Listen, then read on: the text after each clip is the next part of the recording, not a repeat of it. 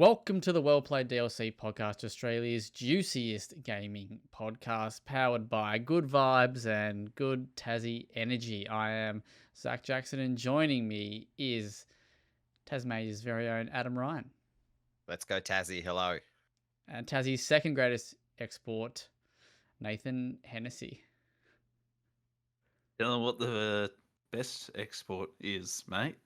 Me. Zach Jackson.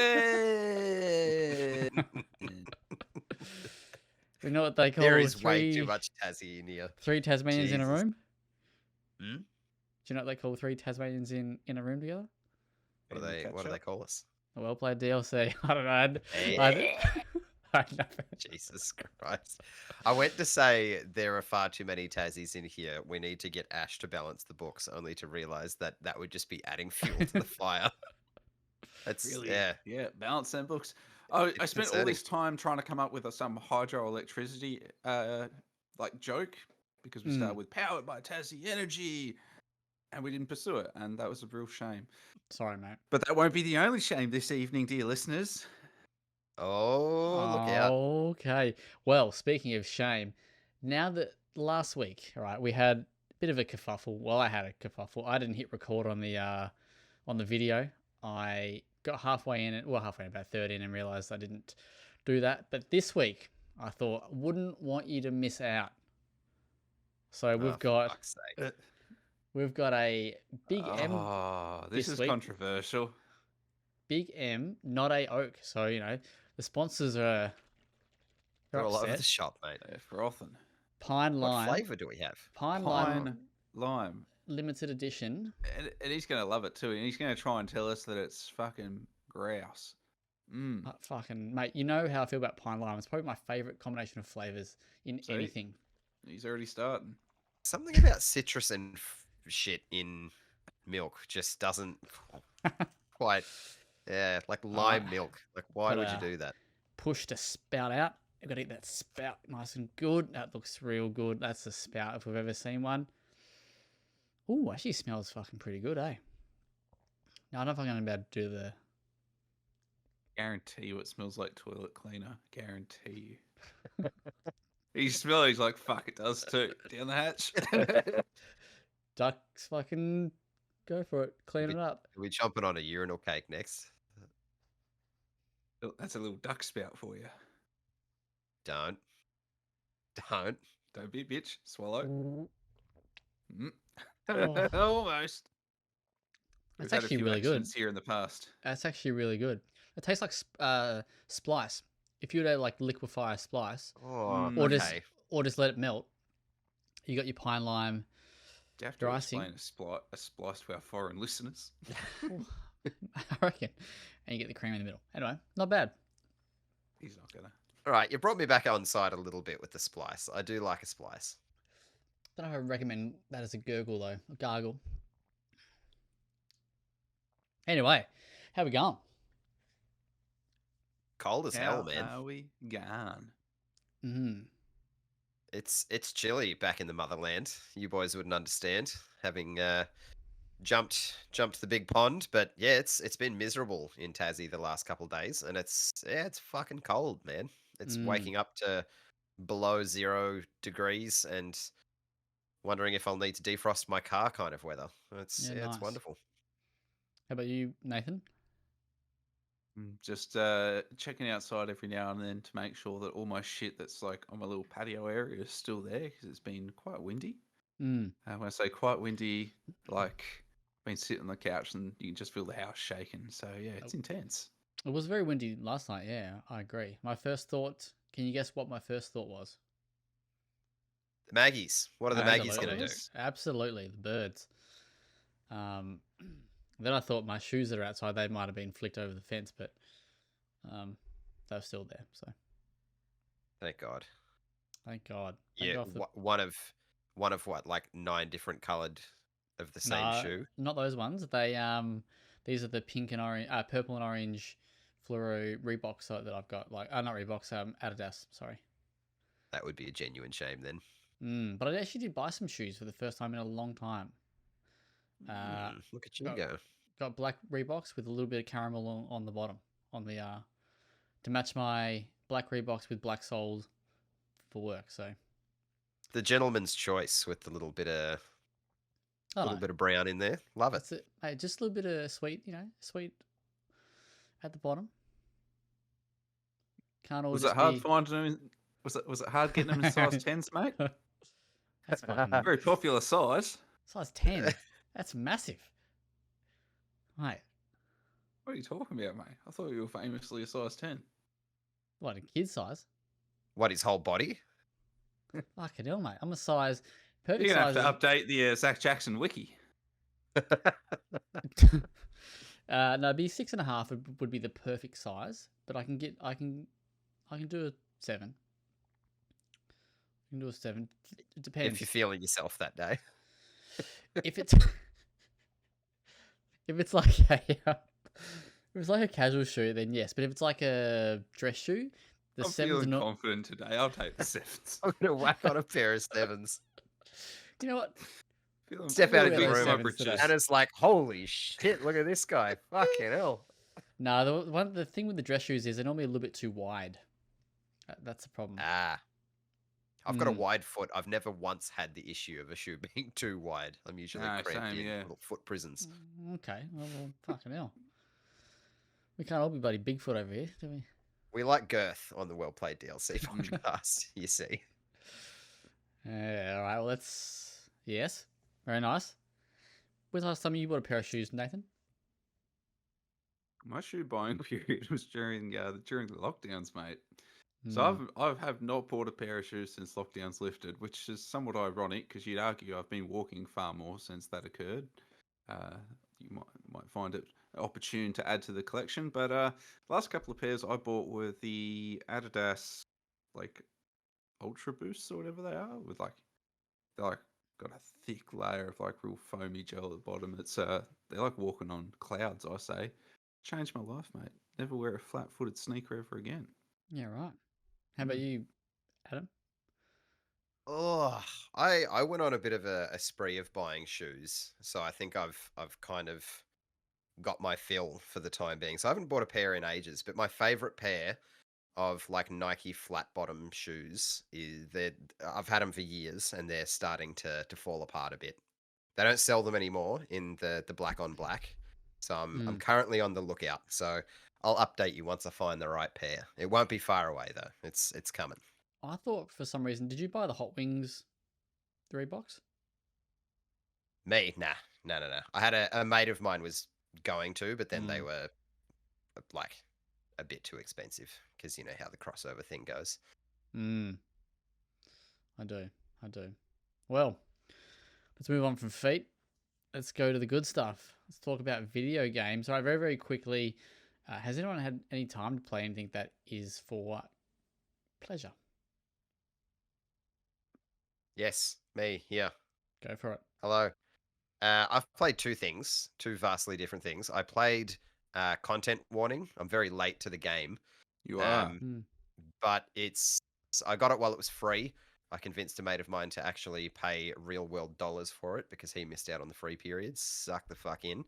But yeah, for those who don't know, it's like a first person co-op like vlogging simulator, kind of, sort of.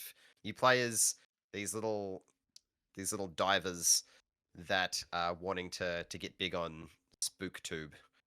So you dive into like these horror themed maps to video you getting into lots of antics with spooky shit to generate views. It's all very dumb and silly fun, and we were fucking dreadful at it, but I had a good time with it. I think we're gonna corral a few more people together though, because it was a bit difficult to do with just 2 people. There was just one person videoing another person dying, but that was good fun. But the big ticket item for me is I got a Show and Playdate. tell. There it is. It's exceptionally cool. I picked it up off a mate who had an extra one, so I paid like $100 for it, which was far more approachable than like the $250 that I think they go for through the Panic website. But it is an endlessly creative little device, and it's very impressive for such a tiny little thing. It's got Wi-Fi, Bluetooth, It has its own like an inbuilt store. You get 24 games over the span of like a couple of weeks. The screen itself, it kind of reminds me of the screen of a Kindle. Like it doesn't. It's really hard to explain, but it's a very impressive little bit of kit. And the thing I love the most about it, it's not backlit, which obviously is very old school, but even if there's direct light on it, there's not really any glare on the screen, which is I'm so used to modern devices being like as soon as light hits it, you're fucked. So yeah, that was kind of a nice little surprise, and it's got a fucking crank. How whimsical! How whimsical indeed. Lovely. Whimsical. Yeah, that's me. That's me this week. Nice. I've got nothing. All my stuff's been for content. Nathan, you have any time to check anything out? Since we last spoke, I've only dipped into one thing, so I haven't even hit up my Helldivers. I've played the opening mission to Destiny 2, The Final Shape. It's very colourful and glamorous, and it was it can't be a spoiler, it's the opening of the opening mission, but basically it takes us on a tour through Destiny 1's greatest hits. It's what the mission's set up to be, and that just blew me away. I thought that was fantastic. That's cool. I'm very excited to see more. I'm actually keen to jump into that. So, and I just read today that they're bringing back the Dreadnought, which you'd remember was the destination for the Taken King. Yeah. Yeah, right. I was like, holy fucking shit. So they really are just trying to consolidate it into the ultimate Destiny experience to mark its finale. That's awesome. So they will do Destiny 3, right? Like they're doing something else after this? They're absolutely teasing more. Yeah. Right. Is it Destiny 3?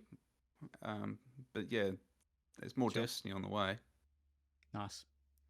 Cool.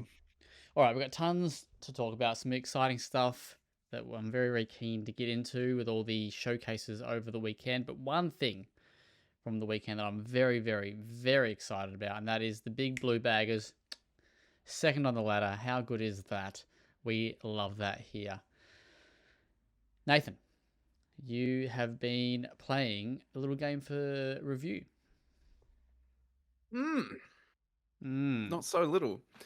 Yeah, so this not is one for the... Not a 6.5 or a 7 US?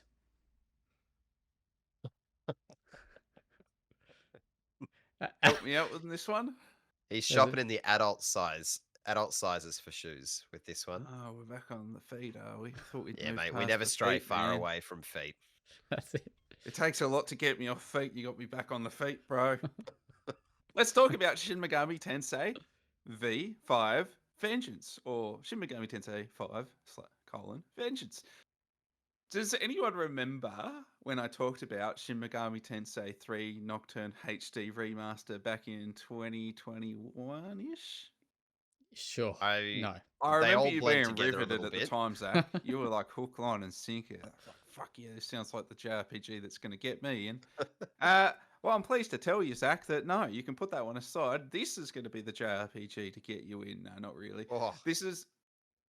So Shin Megami Tensei 5 for the uninitiated. So this series, like Shin Megami Tensei, is the parent series to Persona, which, even if you don't play JRPGs these days, you know it's mainstream. Everyone's, it's beloved. Its parent series has been around like 30 odd years now, and to only get the 5th entry here in, we got it in like 2021, but we got a definitive edition of it here in 2024.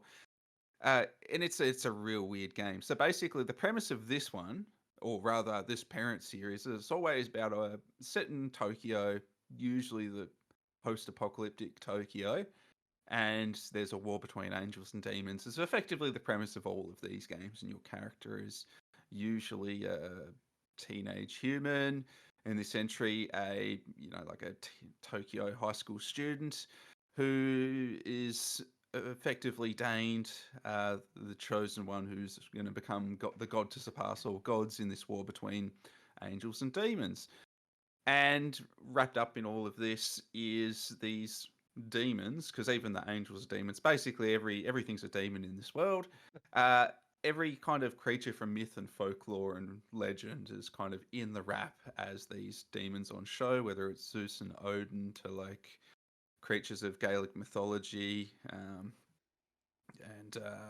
Filipino superstition. They kind of cherry pick all different kinds of creatures from all around the continent throughout history. It's really creative.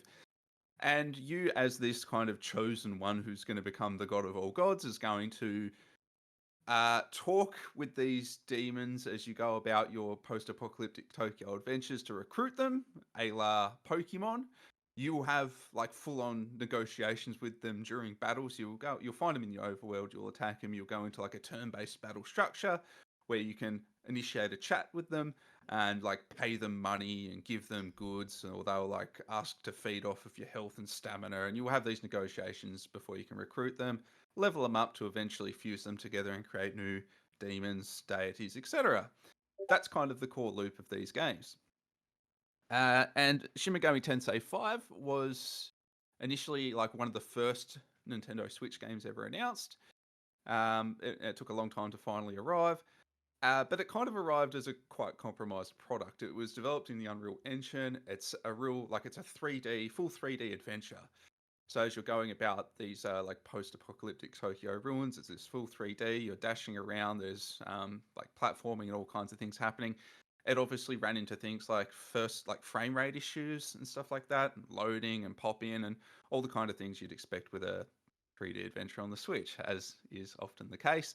So now we've got it here on PlayStation 5, PS4, Steam, what have you. We've reviewed it on PlayStation 5. It's running flawless, 60 frames. There's a lot of options here in terms of adjusting your like video settings and stuff like that. There's a lot of tuning. You can turn off ambient occlusion and mix up your motion blur and stuff like that. There's a lot of things you can tweak with. They've really given a lot of that to the player, as well as things like accessibility, or rather approachability options. So this series is normally quite challenging, even more so than Persona. It's a quite hardcore JRPG where you're expected to master systems and exploit enemy weaknesses and really plan your party of demons and how you build them. But you can switch on things like a casual mode on the fly that doesn't affect anything. You just toggle it on and off as you will. And that it doesn't just dumb the game down, or it doesn't dumb the game down at all, but rather it switches how enemies behave in battle. So they'll use completely different move sets, and you actually need to learn a completely different way to approach enemies on casual mode. So it still presents a challenge, but one that's perhaps a little bit more easier to manage. So really creative ways of how this game has opened up approachability in what has been a fairly hardcore JRPG series. And it all, as I say, it all runs really brilliant. They've added almost 90 new songs to the soundtrack here. The soundtrack is quite different to Persona's very upbeat jazz pop tunes and synths.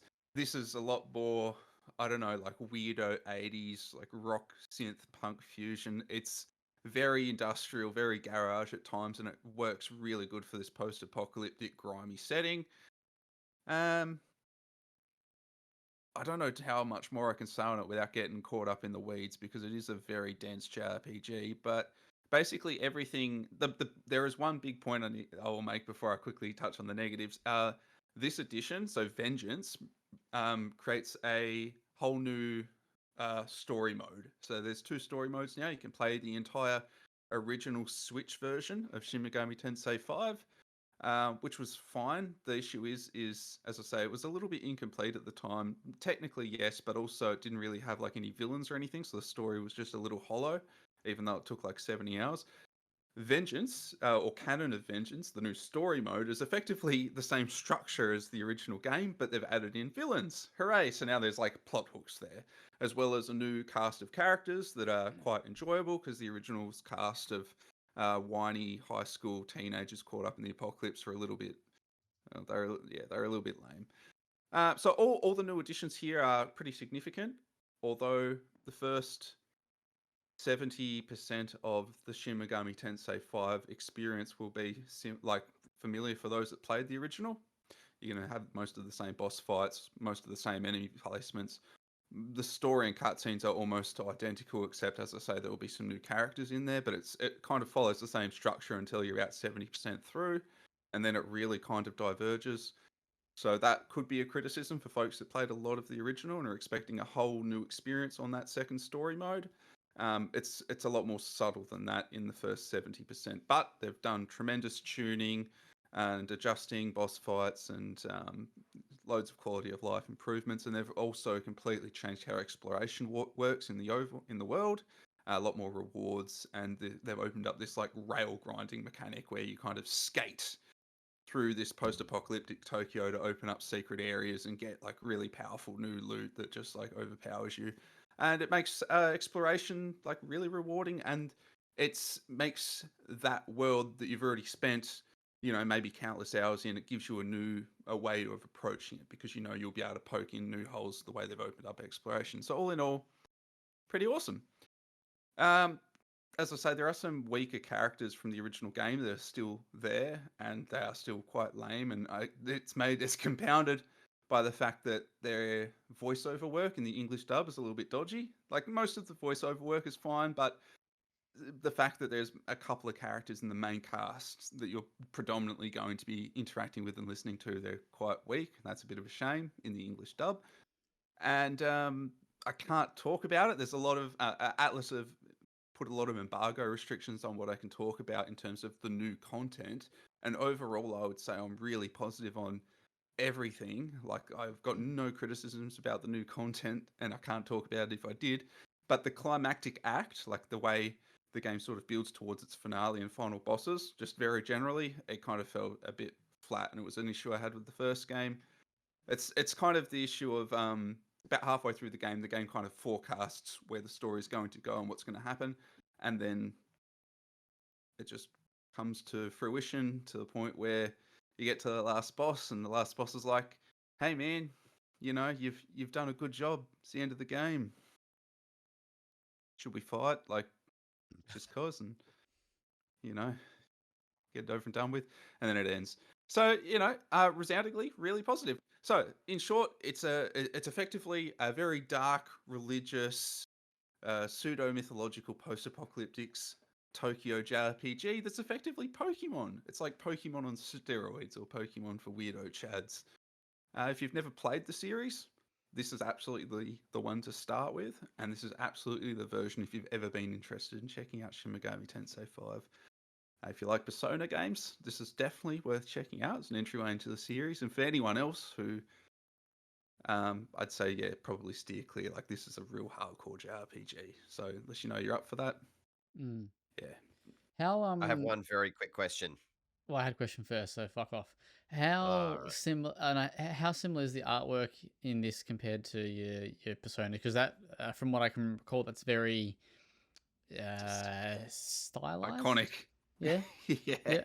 Yeah. So Persona now, like, it's got such an iconic and recognizable art style where it is so distinctly like real heavily stenciled outlines and, like you say, almost cel shaded anime aesthetic. That's iconically Persona, and it does that really well. Shin Megami Tensei looks a lot more kind of generic JRPG, like kind of anime 3D adventure. It doesn't have that distinct art style going for it, because Shin Megami Tensei's always tried to play it a lot more straight-faced and a lot more, ironically, down to earth in its presentation, which is bizarre because it's all about angels and demons having a biffo at the end of the world. But there you go.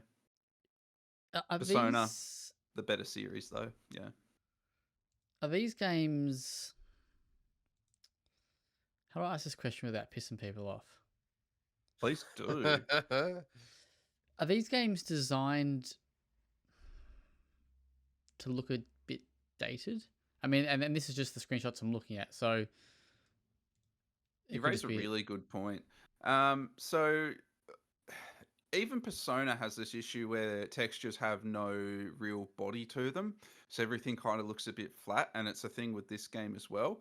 So character models look really nice and glossy, but you'll find that environments look a little bit flat. And I haven't raised it as a criticism in my review, because the thing is like, I'm finding that JRPGs as a whole have kind of hit this breaking point where graphics kind of like stopped improving a few generations ago. So everything kind of looks like, at best, a good JRPG looks like a really good PS3 game. And then you've got Square Enix. Yeah. You've got Square Enix's Final Fantasies, which look like fucking like eye-bleeding masterpieces, but there's this big gap between them. So we've got Sega's Atlas, which are considered like they're amazing at what they do, but they don't do like Final Fantasy 16, like jaw-dropping cinematic shit. they kind of cover some of their like texture shortcomings with just super stylized aesthetics. It's almost like like PS4, early PS4 type kind of. Anyway, Yeah, and you're right to observe that, and it's hard to kind of address that because with like JRPG fans have like quietly acknowledged that graphics have just kind of halted a couple of generations back for the genre for for the most part. Nice. Adam, you got a question? Yeah, man. Is the Mara enemy type in this game? And if I so, was how hoping you'd much? ask. So How yeah, much I've did had it in Green my Fox party the deliver? entire game. Well, I say the entire game. As soon as I could get it, I've had it because it's usually pretty good. Do you know what the Mara Amazing. is, Zach? You want to Google that I've one? I've Mara. I popped a photo of one Oh, in you Oh, did? is that what that chat. is? Yeah. Yeah, I popped You it mean in Dick Cactus, whatever it is? like that is a It's like a big big green cock, chariot. isn't it? Yeah, so in Shin Megami Tensei V, he rides a chariot, so he's a big dick chariot. But yeah, he's like balls are like hanging over the sides of the chariot and stuff. Normally in Shin Megami Tensei lore, he's always empowered by heat, and his weakness is Oh, hell. ice because he shrinks. No, But in know the this feeling. game, surprisingly, he's empowered by electricity because he's a fucking Oh, kinky dog. Yeah. we love that. So that was a little twist I wasn't Get the expecting. old So car yeah, battery hooked up, eh? Exactly, yeah. So all power to him. But yeah, no, Mara is awesome. But yeah, you're going to be seeing a lot of dick real early on in Shin Megami Tensei V Vengeance, and that's something that I don't think enough reviewers are going to like brief you on. So I expect that within about the first 3 to 6 hours, you're going to start seeing like little weirdo creatures, little crazy frog dingers hanging off them, and you'll think, this is interesting. But you'll just roll with it because it launched on a Nintendo Switch twice now, and Nintendo didn't raise an issue with it, so neither should you. Fair enough. What do you score on it? Diggers. I really want to give it a 9. It's gonna go through the wash with the editor. I'm arguing for a 9, and you'll see when this podcast goes live if it managed to sustain a 9. Very good. Very good. All right, cool. We look forward to checking out that review on the website. Well, that's not the only big thing we got to talk about because this weekend just gone, Summer Games Fest, Summer Jeff Fest was Jesus. in action. It was huge, and we kind of didn't plan it overly well in terms of how we would discuss it and tackle it. But did some good stuff, didn't we? Team got a few good articles up. So, who watched it and what did you think? Adam from WellPlayed. So coming away from, so we're talking just Summer Game Fest first, like the show itself, or are you wanting like the entire weekend or like the entire week? Do you want to do showcase by showcase? Like we'll do. I think we can speedy wraps. At least the two big ones. I think it's worth discussing. Big ones in maybe air quotations. So Summer Game Fest, I think, copped a lot of flack for being a little bit, I don't know if disappointing is the right word, but just maybe contained. Like it didn't have any massive heavy hitters, and Jeff kind of gave that as a prelude beforehand. He said, don't expect there to be huge games. But he still hyped it though, didn't he? Yeah, I mean, it's his job though. Like he ain't gonna come out and go, look, it's a bit shit. If you get enough, it's on like Saturday a wrestling morning, promoter saying, "Don't in. buy our tickets. All of our wrestlers are injured." Like, you've got to promote something, I suppose. So I'm not going to completely slag him off for it. But looking back at the wrap up that I totally didn't write, there was enough there for me that I enjoyed. It just 2 hours is too long. Amen. Like if you don't have enough to talk about, 2 hours is too fucking long. So that's my overall thoughts. Yeah, it was long, especially when you don't have big tent poles like kind of in the middle, and then it kind of just. Once you've lost interest, you'll notice like the next half dozen announcements just go by and your eyes are glazed over. It's hard to get back in, isn't it? Like there was one, I can't remember what it was. There was some Capcom trailer that seemingly went for like 10 fucking minutes. And yeah, exactly that. I just kind of It wasn't that really colourful real-time strategy one, was it? Because every time I see that, the colours give me anxiety. Yeah, I checked out, and I had to go back and see what was announced in the interim because who knows what happened. All right, so what are you giving Jeff out of 10? June Jeff. What are you giving Jeff's June? For 2 hours, based on the balance of that runtime and what it had to pepper me with, am I being harsh to give it a 5? I'd probably 5 be Jeffs out of Jeff?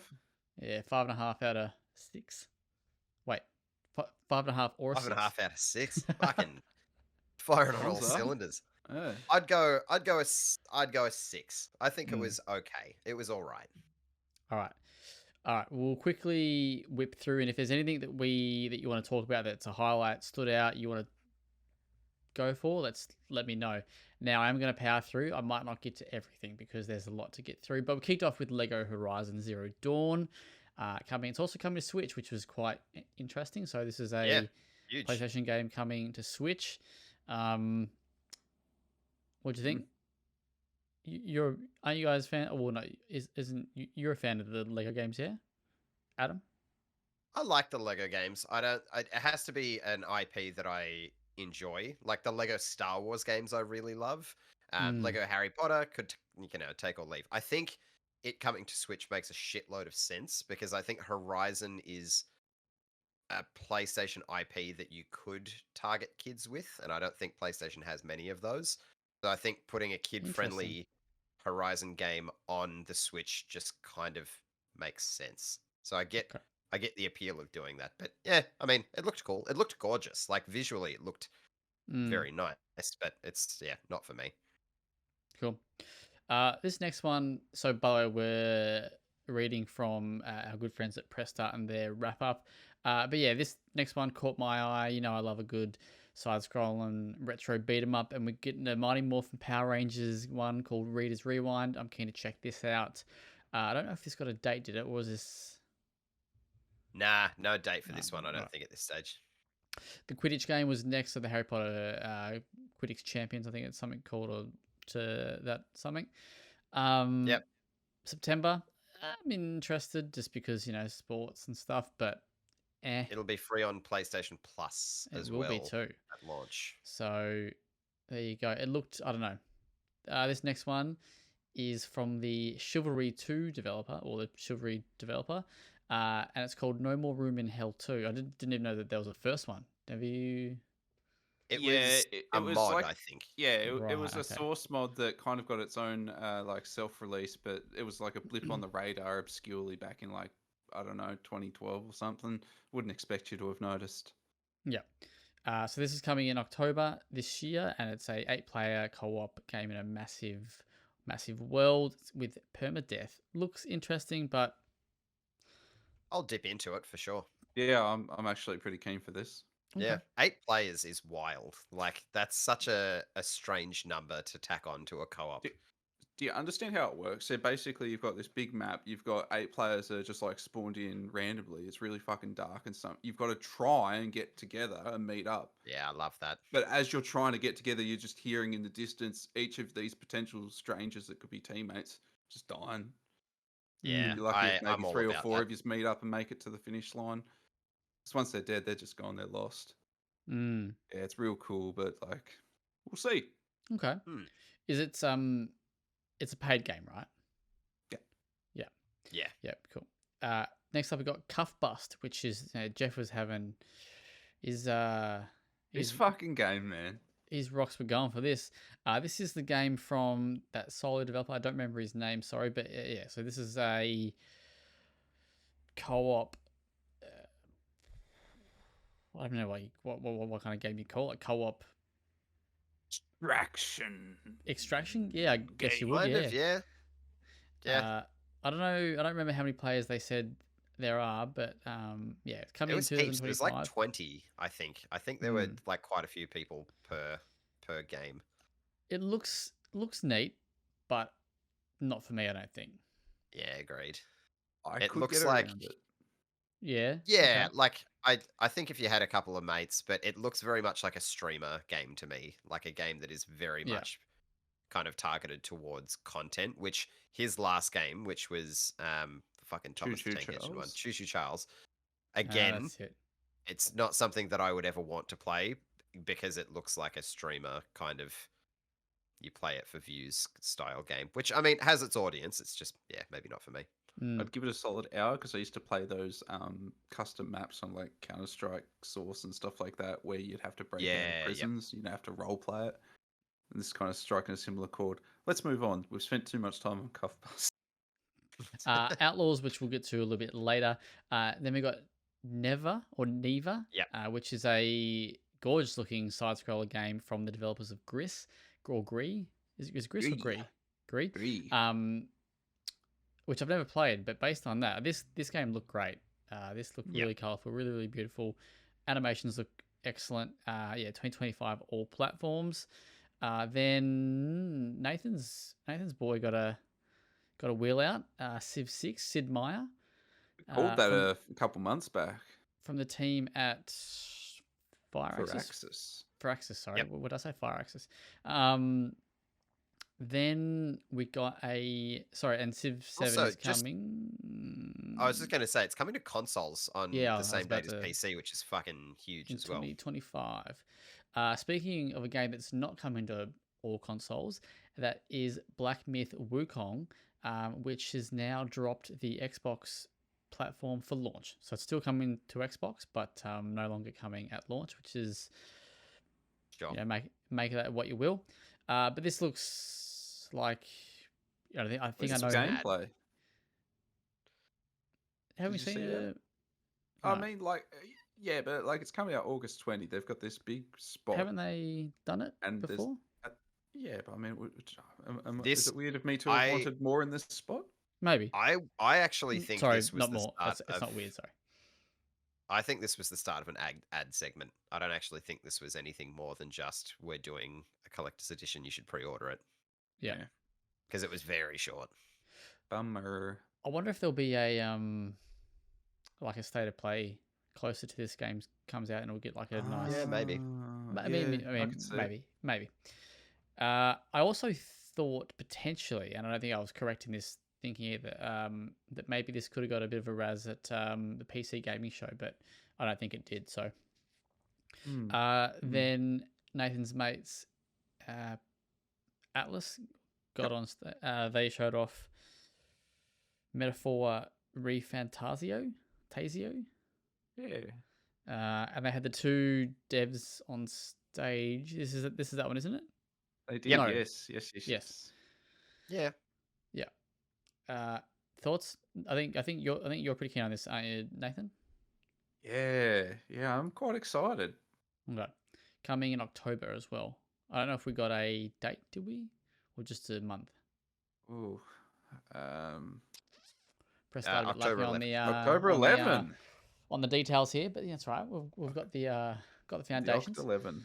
And then Batman getting a MetaQuest game. Put some fucking respect on Batman's name. But yeah, no, this is not. Yeah. Is this what you want though? No, not what I want. I listened. I'm a picky bitch. I just picked an uninteresting villain. Yeah, I don't know. It could be good. Who knows? You reckon? I mean, the Arkham series. Nah, fucking move on. It's a VR game. Then we got some new Street Fighter characters. Then we got a new game called Tears of Metal, which quite a lot of people were keen on this. I didn't get down with it that much. Not feeling it. It didn't click for me, no. Have either of you played Blood Roots? No, never heard of it.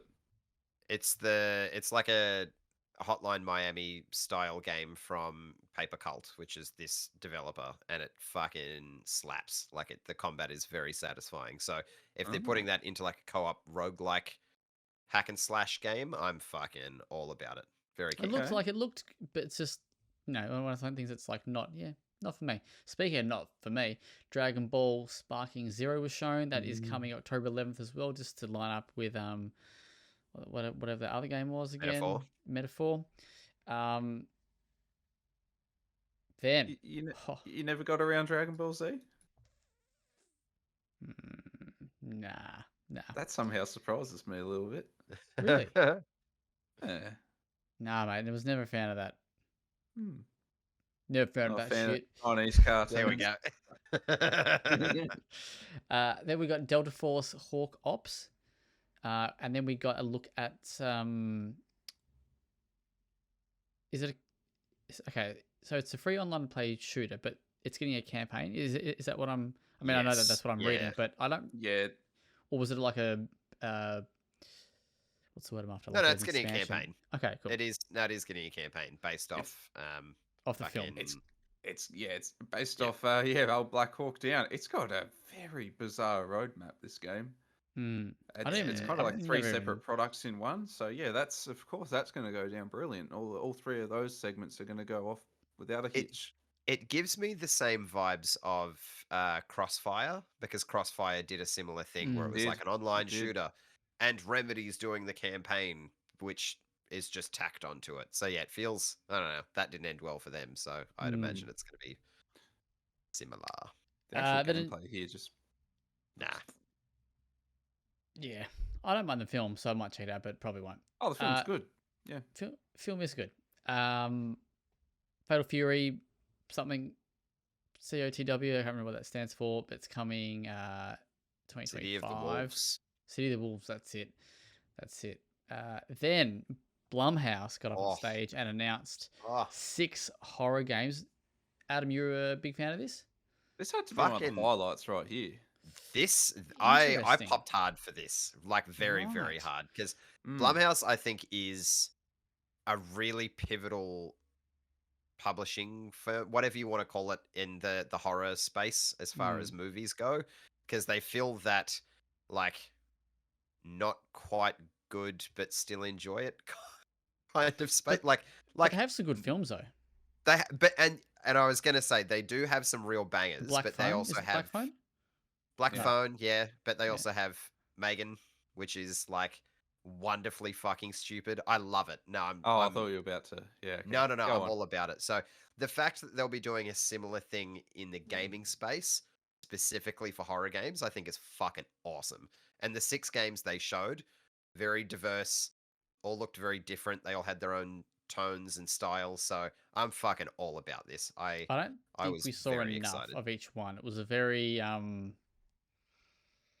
Dense tease. yeah, it was Like like for this platform, I disagree. I think for like it got like maybe 5-6 minutes, but it's like at a summer game but that was fest. them talking. No, So but I think if they'd have been like, and here's the first one that's coming, like which they said, which they did, and here's a proper like true, look at yeah, it, right? Like here's a couple 2 to 3 minutes or whatever it might be.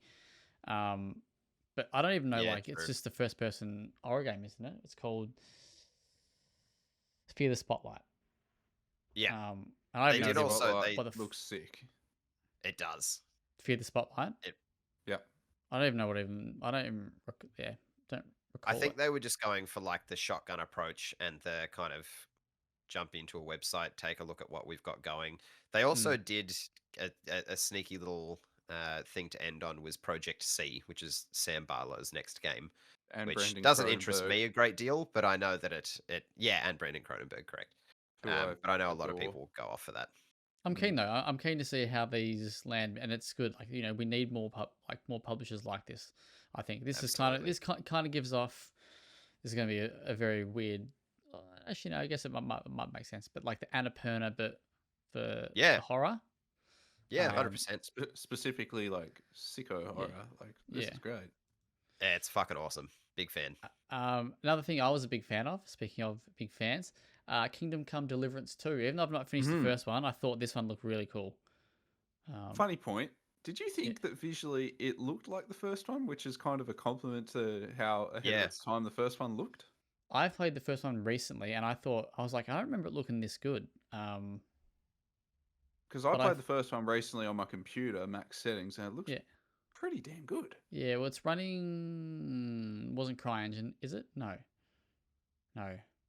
Why? I think it's Unreal. I do not know what engine it is on. Can we get a fact check on that, please, Mr. Ryan? I can, mate. Yeah, mate, Thanks, I'm on it. And then actually, maybe just very, very quickly, but we'll just pause this next one, then we'll go to the one after that. But we got Killer Bean. Yes. It looks so fucking dumb. I'm in. Yeah, yeah. I'm keen. At keen first, I was like, yeah. And then when they were like diving out windows and shit, I was like, okay. But it's got to hope that 3. was Look at you go. Okay, yeah. Okay. I'm just the got the knowledge, mate. Might not have the. Sometimes you do pull out just random shit, and I do get like genuinely taken aback by it. He'd be a And wild this is one card of at those trivia times. night. He would. He would. Mate, you can give me 5 questions about something I had no fucking clue, then I just get 10 in a row, and you'd be like, this guy, Rain Man. I've never got a sports guy on my team. That's it. All right, Adam, your game was here. You predicted it. Slid ahead. What'd you think? This game looked fucking weird as fuck. Looks fucking cooked, doesn't it? It's got the very heavy AA horror vibe to it, but it also has body switching like fucking Driver San Francisco. Yep. So I have no idea what this game is because Nope. at one point I'm just watching the trailer. You go like Super Saiyan and you grow like horror hands, and it's like one-on-one fighting with like body horror demons. I don't want to know any more about this game. You turn into Freddy I'm- Krueger. Yeah, like it's fucking weird, and gave I me, can't wait to play it. Siren vibes a little bit. Like not that I've Yeah, played. yeah. Yeah, I've played a I whole feel lot that. of that, but Do you get the Just- impression that this could turn out to be like an absolute stinker of a game, but it will have its Absolutely. cult following? absolutely. I will probably be that cult following. It Because looks I'm so watching this and I'm weird. like, this looks This is like Silent Hill: The cool, Room. but how would this feel to play? Silent Hill: The Room. Yeah. Didn't people hate that game? Was that It Silent Hill has like a 4? I weird never cult actually played following. it. And yeah, Silent Hill 4. Yeah, the people love it. I got into an argument with someone at a party over the weekend about how I think the Silent Hill franchise is overrated, and they were like, "No, but have you played The Room?" I'm like, "No, and I don't really want to." But Well, I yeah, I'm being happily forced to disagree play it. with you on that. And so will probably quite a few people, but nah, fuck Silent Hill a little bit. Alrighty, then we got a new climbing game, Khan, which actually looks kind of cool. The art style looks very, very, very neat. It's from the Game Bakers, which are a French studio. They did... What did they do again? They did that other game. Get a fact check from there, Adam. Yeah. But this game is coming, I think, next year from memory. Yep. Cool. And then A after lot that, of we climbing lately.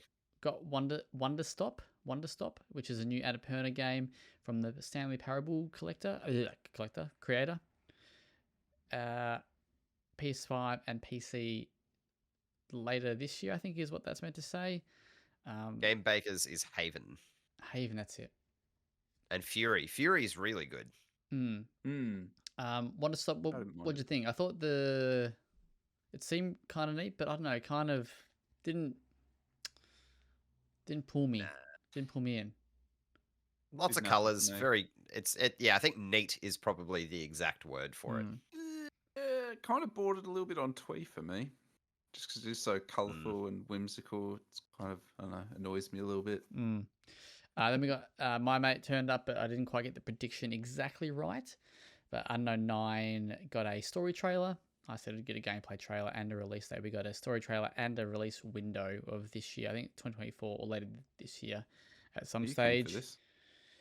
Yeah, I'm actually when I go away, I'm gonna read the first book. Okay. Yeah, so I'll let you know because Bandai sent it to me when the game was first announced. They sent out the first book, so I'll be keen to hear. Shoutouts to Bandai. Shoutouts to Bandai.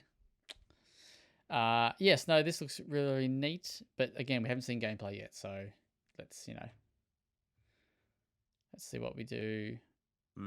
See how we feel when we do. Sorry. This Souls-like got a really cool trailer. This is the one that I think James might have played this at PAX. I loved how we spent that PAX weekend walking around. Have you seen the Italian Souls-like? The Italian Souls-like over there? Oh yeah, there's a really cool Italian Souls-like. And Austria, the last song. This is a cool trailer though. It is. I really thought for a moment it was it's like Spiders or someone. Because it gave me that what's that one that they did? Still Rising or whatever it was called. Oh, Still Rising. Yeah, okay, yeah. But I see it. Yeah, so this is out September 19, and we've got the first Descendant after that, which is coming July 2nd. I've never even heard of this game. Yeah, it's a weird one. Yeah, Every time I see it, I'm so puzzled by it. I just do not know what to make of it. Because when you read what it actually is, like as you've got, as Press Start has in quotes there, the ultimate next-gen looter shooter, that's not what you get from the trailer. At least that's not what I get from it. No. And you're right, it's shown off different every time. Like it seems to have a different tone every time. It's genuinely don't know what to make of it. It's bizarre. Pretty trailers. Sure. Yes, and then Among Us people announced Outer Sloth, a little games fund, and we got a little teaser of the Among Us animated series. Anyone keen to watch that? Nope. But good for them. Good for them. Sure, I mean, yeah.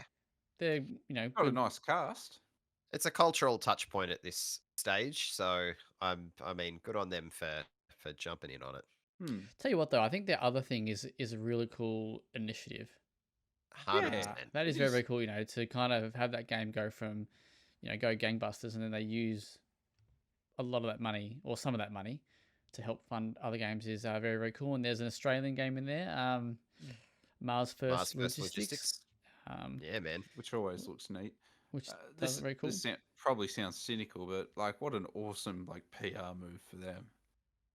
I don't mean it to sound cynical, but but there's always an element to that, isn't there? Right? Like you've got to have good PR. Yeah, mate. Good on them, indeed. And they looked and they sounded like really nice people as well. So big shout outs to them. Sonic X Shadow Generations finally got a release date. This is October 25th. I don't recall watching this. I think, this is where your eyes glazed over. None of us do, mate. We've all seen it. None of us recall it. I might not have been in the in the room, but then we got Dune. Are we keen on Sonic? I mean, all right, Dune. Ash probably. Yeah, Ash is near though, so he can't defend himself. Dune Awakening. What do we think of the cinematic? Yep.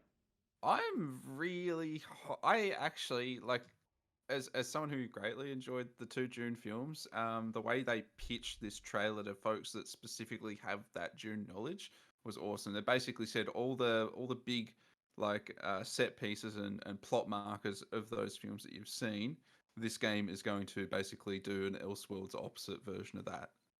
And you're guiding those events as the player in like an MMO. And I'm like, whoa, this sounds mad. It's not going to deliver on the expectations, but whoa, I'm down. Let's do it.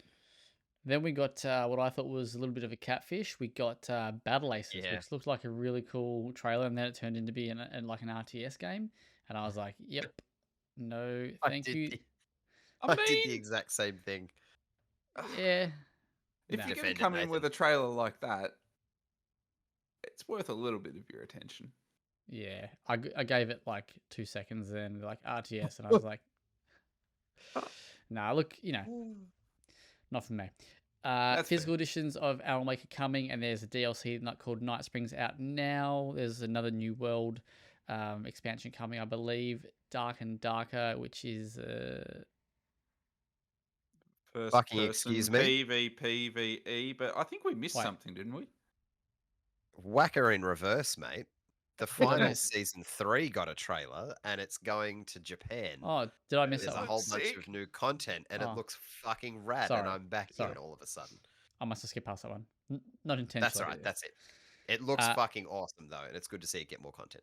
Dark and Darker, yeah, which is that thing that Nathan just said. Then we got the Kinitsu fucking Gami, whatever that is. Is that every time I see this? Game's fucking weird, man. Yeah, the colors, they unsettle me. And then this other thing, Skate, I think it was related to. Power World, Tim Robinson, Valorant. I'm sorry, I'm powering through now because we still got lots to talk about. Bro. You're on a great run. Monster Hunter Wilds. What do we think about that? Fucking awesome. Thumbs up. Let's see more next year. Go on. And then we closed out with Phantom Blade Zero, which looked pretty cool. Looked pretty neat. It does. It looks pretty cool. It's an odd one Um, to end with, but it does look very cool. So many fucking Souls likes though. Like, what is? Yes. How many fucking samurai games? Right. I still want it Onimusha though. Do you reckon Me if too. do you reckon if they did Onimusha, should they go Souls like ish? I mean, I how think else they would had they do it? something special going as like a Well, you could go Resident like Evil adjacent thing. I think they need to keep what they had. yeah, we Nah, could they go want to like sell. They want to sell copies of the game, though, Nathan. Yeah, I know. fuck up. So You Souls could like it is. well Maybe it's time. Ghost. Oh fuck! I almost said Ghost Turismo, but what's the fuck called again? Ghost Tsushima. Ghost of Turismo. Ghost of Tsushima. That wasn't a Souls like, was it? No. Yeah, so there you go. There's fucking proof is in the pudding. All right, sweet. Then we got Sure. before we go to the Xbox one. Did anyone else check out any other trailers from any of the other little side shows that went on? One show that you should really watch, and the hosts were great. The show was great. Is the Future Games Showcase, Summer Showcase? Yeah. Yeah. Yeah, agreed. Tons of really cool shit in here. Games I want to give a shout out to. The Precinct, which is that Yep. like the hang on, I'll read it here. The Precinct is a sandbox rookie cop RPG where you clean up the city. It's like a top-down isometric thing. Looks really really neat. Then we also got. I should have written these down. God, how Eric's Home is the Stolen Dream, which is another kind of cool thing. It's like a top-down stealth adventure game again, which looks really really neat. And the other one that caught my eye, we got another trailer for Dustborn, but there was another one that sorry, I don't recall what it was called. Oh, we got a trailer for the casting of Frank Stone, if you wanted to check that out. There's a new Starship Troopers game, Starship Troopers Extermination. Hell yeah. That. Yeah, I don't remember the other game that I saw. Anyway, that was that, and there's tons of good stuff, and it was a real fun little show. So check that out if indie kind of things or less big budget is not in a bad way, but just some more smaller scale titles. They're a good little showcase that have been growing year on year. So yeah, absolutely give them a check out. All right, second biggest one, well, probably the biggest show, actually, probably the best showcase of the weekend as well is probably the Xbox one. We'll probably talk a bit more in depth about this because this is the most recent and had a lot of good shit in it. A lot of heavy hitters. What do we think? What do we think? Because we all kind of, we've made some jokes about Xbox. I haven't seen a showcase like this since the golden days of E3. Yeah. The only thing that I would say, and I said this in our chat, I think, is that there wasn't a lot of solid dates and a lot of gameplay. Correct. So it's still just, like, things like, which we'll get to, like, Avowed 2024 still, no date. Yeah. In Indiana the Great Circle, 2024, no date. And then just like a lack of gameplay for some stuff. But hey, I agree. It was a very, very solid show. So good job. But we kicked off with, okay, now this list isn't in order, I don't think, but it kicked off with the Call of Duty Black Ops 6 with big Billy Clinton and the Prodigy hooking up. That was a good song choice. That was a impeccably well edited trailer. Like Call of Duty games normally get okay trailers, but that one hit hard. It makes me want to play, and I think they came out. Oh, thank God. I was sitting here like I'm not the only one. I was sitting here because I was like, controversial opinion of the room. I actually really want to play this game this year. Well, I've always I enjoyed haven't wanted to play COD in year. ages. I'm not a fan of the multiplayer though. Oh, it's because we suck.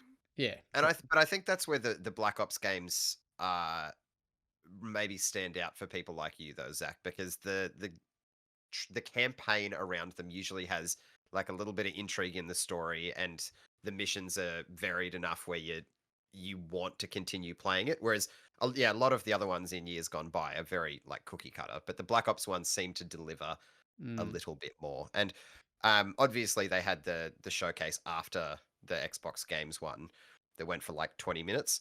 The game genuinely looks very impressive. So I Well, they're not 100% generally will be bad getting on games, board are they? this This year. is the thing. Like, they're not No, generally bad. They're just kind of a bit, Formulaic. Yeah, yeah. And they're, absolutely, seen it yeah, before. spot on. and Activision and old mate Bobby just kind of spinning his wheels on the on the bloody rat wheel that he had in his office. But Yeah, I'm keen. I'm keen. Sometimes you just yeah, want a 6-hour Michael Bay directed fucking video game.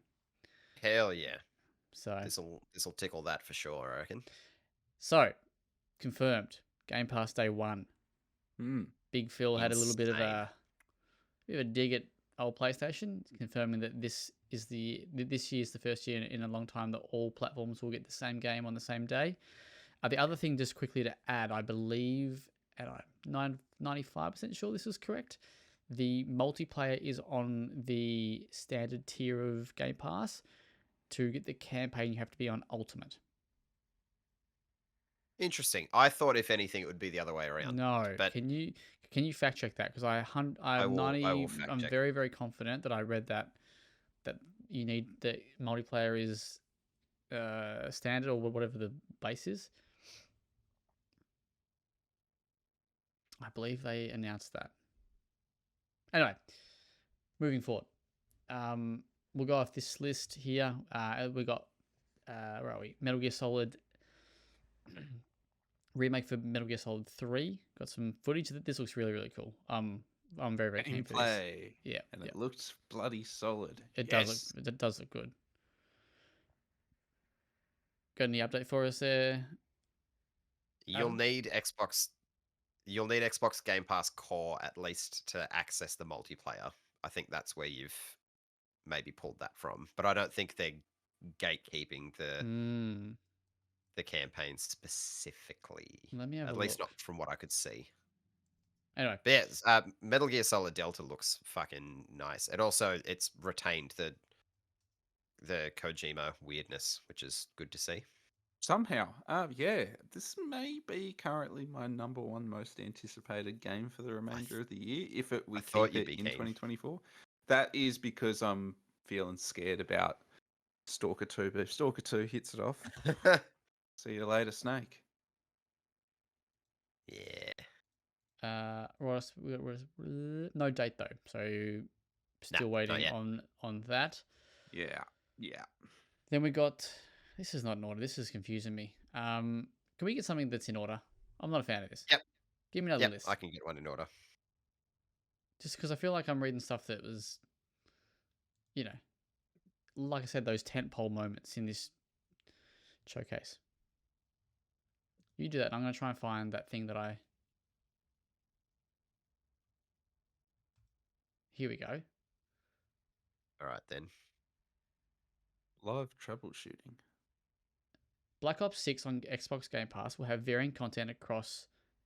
will have varying content access based on subscription tier. Ultimate offers the full game. Console has campaign access, and Core has no version of the title. So maybe I got it the wrong way around. Yes. Other way around. But I mean, that's just, I think, due to multiplayer limitations. But I'll be keen to see if they sneaky hike up the price. But who knows? Who knows, mate? To reframe us back onto the Xbox showcase. Yeah, so we started with the very exciting intro of Black Ops 6, which I think we all agree was a pretty banger trailer. Yeah. Got us all in the mood. And then we carried that vibe very well over to Doom the Old World. Yes, we did. What do we reckon? Can someone link that? Fuck. Can someone put that link in the doco? Because I can't go to Discord because it'll break the video. Oh shit, bro. I got you covered. Yeah, what a wild, like, obviously it was talked about. It was rumored and leaked and this, that, and the other. But what a fucking kick-ass trailer. I'm not going to play this game because I can't focus on that many things at once. But what a trailer. Holy shit. Doom fans are eating well with this. I've got to finish. Well done. I've got to finish Doom Eternal. I rate Doom Eternal a lot higher than our mate Dr. Stockton, but yeah. Okay. Each to their own. I know you liked it, but I think I liked it a little bit more. This did look pretty hot though. Yeah, man. And that shield, like the shield throw, the chainsaw shield. Yeah. Fucking hell. Go on then. 2025, I think, correct? For Yep. this one? Yep. Cool. And then my mate, again, in one of the predictions, Oh, not quite correct, but still showed up. State of Decay 3, which this is taking the absolute piss that it is a cinematic trailer with no sniff of a release date again. Like that's all we've seen from this game. All gameplay. So this is That, yeah, this is like, where I it's think just cinematic. the lack of gameplay is a bit, bit hurtful. But but This that's all one hurts. Like Actually, it doesn't. It gave us nothing. I thought this was a good trailer though. I thought this was a nice little Trailer's awesome. Yeah, nice absolutely. little emotive trailer. Bit yeah. Do you fellas have much experience with this series? Played all two previously. I reviewed number 2. I dipped my toe into the second one. I quite like them, but as I remember, 2 was a little bit of a wonky donkey on launch. It took them a little bit of a time to fix it. And I just wonder if that team is... I think 1 was early access, wasn't it? Maybe? I don't know. I think 1 was early access. When I got it, I got the complete edition, so I had played it with all the DLC and shit. Yeah. And I enjoyed it.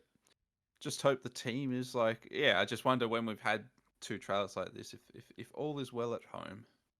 In Microsoft Studios. Maybe they're just, the scope is bigger. They're cooking. The ambition is higher. Anyway, we shall see. But a game that did get a rebrand is Dragon Age: The Veilguard instead of Dragon Age Dreadwolf. This looks a bit more stylized than previous Dragon Age games. I've not played them previously, so I can't really speak on this at all. But this looked fun, I guess. Yeah. Yeah, for someone who's spent a couple hundred hours in the series, fun's not the word that comes to mind. So, this is a nice change of pace.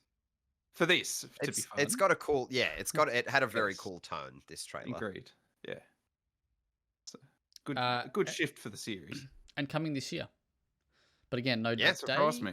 Wait, did we get a date today? Because they were doing a gameplay. Is that today? Or tomorrow? No, it was just fall of 2024. Yeah, cool. I don't think we got a specific date. No, but I know that EA said that they're going to do a deep dive or something like that. Yeah. This week, then we got a DLC for Starfield called The Shattered Space. How do we feel about this? Didn't watch it personally, so I couldn't tell you. I mean, it was colourful.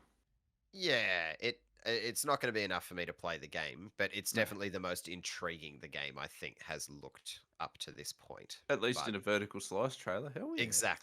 Exactly right. Fallout 76 got another trailer with some new stuff.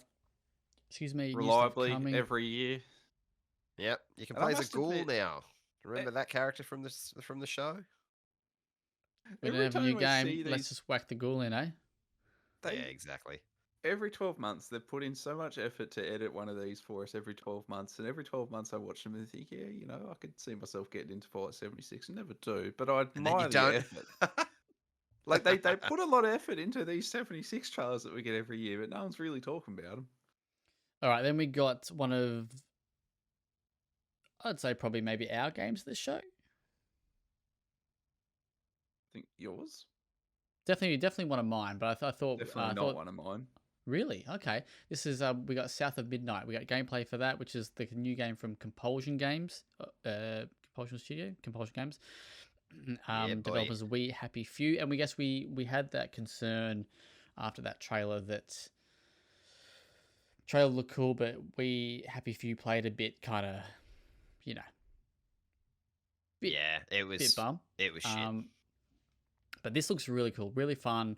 I love that there's like that stop motion kind of art style, vibe, design of it looks really cool, and I quite like how it that what's the right word? The mechanics, like I guess is probably the best word. Like Sure.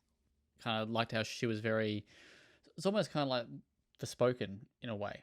From the very very very brief little bits I've seen of Forspoken, how she traverses, and that could be incorrect. No, I get the where you're going with it, like traversal and combat, and it Like all the being kind fast, of like woven just the together. fast movement. Yeah, Yeah, I quite liked it. I'm Nathan, I'm you all didn't. about this. Nathan, you weren't sold.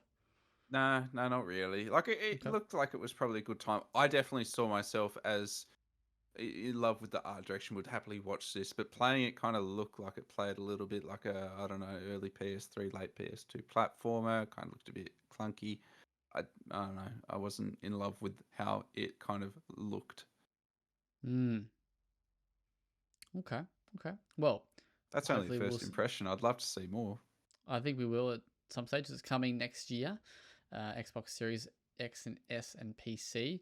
Also, just very quickly, just to scoot back to Doom, PS5 or PlayStation was announced. Yes. So very very cool. Big Phil couldn't resist the sales that would come in, and he said that this is a franchise that deserves to be played. But then elsewhere, he said the only reason that it's on PlayStation is because id wanted it to be. So like he played fast and loose with the actual reasoning for putting it on PS5. Sales, the green dollar bills, I think, is the end result though. Yeah. Then we got a new game called Claire Obscure. Expedition 33, which I think this looks like a Nathan game. This is a Nathan game. Yeah. I had a big smile when I saw this, like right from the get. I was like, "Oh my!" Very, very, very really cool up my trailer. alley. Yeah, this is Sandfall Interactive, who I don't know what they've done before, but I think it's published by Kepler Entertainment, I think, from memory. Yeah, correct. Yeah, coming next year to Xbox Series X, S, and PC. I believe it's coming to PlayStation as well. There was an article that did say of all these games that are coming. I think this was on it, but again, don't hold me to that one. But That's a French studio. Everything looks really cool. First game? I'm not seeing. Yes, I think this is a new studio. Yeah, I'm not seeing anything. Actually, yeah. Sorry. Yeah. This look is cool, but the turn base is what didn't do it for me, which I think is what does it. Yeah. This, weirdly enough, Nathan, this will be one that I will be keen to watch because I think the concept, like the story concept, sounds fucking awesome. The world looks really cool, but yeah, I'm with Zach. Like I'm unlikely to get into something that's turn based, but it looks fantastic. Really tickles me. Now a bit of I was baking, during this. You haven't weighed in on this yet. What? I don't think I've heard your thoughts on this next one yet. Oh, well, yeah, like I was, take. I was thought I'd best jump into the kitchen and bake a humble pie. I thought Perfect Dark looked pretty good, pretty cool. That I don't think I'm the only one to have said this because I swear I must have seen it on Twitter, but that looked like a proper E3 trailer. It did. Good gameplay like mixed if in you'd there. come out Even and though shown a new Deus Ex or something, it would have been like, yum, yum. And it's got that, so it's got those flavors. You've got a bit of Deus Ex, bit of Mirror's Edge in there. I thought I was, I might have a little bit of a dab when it comes out. As someone who's mocked the quadruple A game endlessly. Yeah. I'm the bigger man. I mean, you've only got two children playing in this pool. It's Perfect Dark and Skull and Bones, and which one's going to drown the other? Which one is going to be the real quadruple A child? Yeah, it's going to be Perfect Dark at Perfect this rate. Dark's a one and done, isn't it? Whereas Skull and Bones, that bad boy's got a roadmap. True. Wonder where that roadmap ends. But no, this trailer, I think we've all wanted to see what this big, collaboration between the Initiative and Crystal Dynamics has, been cooking up, and it looks cool. It looks cool, and I'm glad for them. Like I'm glad for them that it's that we're finally seeing it what it looks like, and it looks good. So hopefully, when it does launch, it does play very, very well. Then we got Ash Whaling's favorite. Before we move on, sorry, Will this also get the E3 trailer thing of when we see it on release? It looks nothing like that. So I was sitting back and I didn't want to harsh the vibe, but You were thinking it too. that is exactly when I watched it. I was like, this gives me No Man's Sky feels like it's a manufactured, very It's clinical so good. Yeah, it's so trailer clean. that feels very like it's not actual gameplay. It's Of kind of course an not. on rails, yeah. So The day before. yeah, that sort of thing. So I don't know. This trailer I bounced off a little bit because it was so blatantly kind of proof of concept, but I'm hoping that it does deliver because Jesus, it very much needs to. Mm. I could Then talk we more got on it, but I won't. Yeah. Let's go. World of Warcraft: The War Within, August 26th. Though, actually, just to jump back very, very quickly to Perfect Dark. No date though. Like I thought we'd at Nah. least get a year. Mate, they probably just started. Probably. World of Not that Warcraft I want to stop on World of Warcraft for long, but did this trailer make anyone else feel like it was going to be a coming to console announcement? Because it felt very much like a look back at the World of Warcraft universe. I thought they were going to drop it's didn't coming what to Xbox. didn't Wouldn't watch that it. be cool? Cool. I Yeah, think this Fuck, is they can do I a think I trailer. went to Holy boil the shit. kettle when this came on. I Don't think get me this wrong, is I enjoy where WoW. yeah. There you go. Yeah, I was just gonna say I enjoy WoW's trailers, but even I switch off for them. Yeah. I think I left the house. So because Like, this is the we moment to touch grass. had to go to the market. So I think I got Perfect Dark and then that was it. But yeah, World of Warcraft. Then we got Age of Mythology. Yeah, Age of Mythology Retold, which is coming September 4. Nathan, Looks really good. Like, I always wanted to play Age of Mythology as a kid. It just looked so colorful and so exciting as a twist on Age of Empires. But in my household, only one true god. You don't play with the other gods, or you get a smack. So now's the time to relive that part of my childhood, less the violence. then Love it. Sorry, not Nathan. Adam's boy got Adams, a fucking sick Oh, trailer. finally got a date. fuck this game. Was a very cool trailer. This is from our friends across the Oh, pond at A44 Studios. Flintlock: The Siege of Dawn is an indie Souls-like with an explosive attitude, and it's coming July 18. this game continues to it looks better and better every time I see it. And it getting the through line of kill all the gods or whatever it was. Like fuck man, I am very hyped for this game. Very, very. And yeah, it's like right around the corner, so I barely need to wait. Very, very excited. I'm excited for you. I'm excited for you too because it's been a while. I think this is a game that has definitely benefited from that delay that it got like last year. Yeah, they Yes, let it agreed. cook for a lot longer. Then we got the Metal Gear trailer, which we spoke about. Diablo 4 got another trailer because the Vessel of Hatred is next chapter in the game coming October 8. So they're doing annual expansions. Yep. Talk about So fucking trailers. Oh my sweet But Jesus, the trailer Blizzard for are the this. best in the biz with that, right? Like, Honestly, aren't yeah. they? They're unmatched. Didn't watch it, can't comment on that one, but I'll take your word for that. Speaking of good Cheers, trailers boss. though, Fucking oath. and a game that I've never ever played it, but this trailer's got me Yeah, boy. keen. Fable. So Fable, we got another trailer. Like we got some little bits of gameplay, was it? But again, like, Maybe if you squint. yeah. It's more of an illusion, yeah. Yeah, I agree. But yeah, this was a very, very cool trailer. Cool British what's the right word? Like humor, but like dry humor kind of thing. Yep. Very, very well voice acted. And it's coming next year. So yeah. I mean, that schedule is starting to fill up for old feeling team. Nathan, Fable.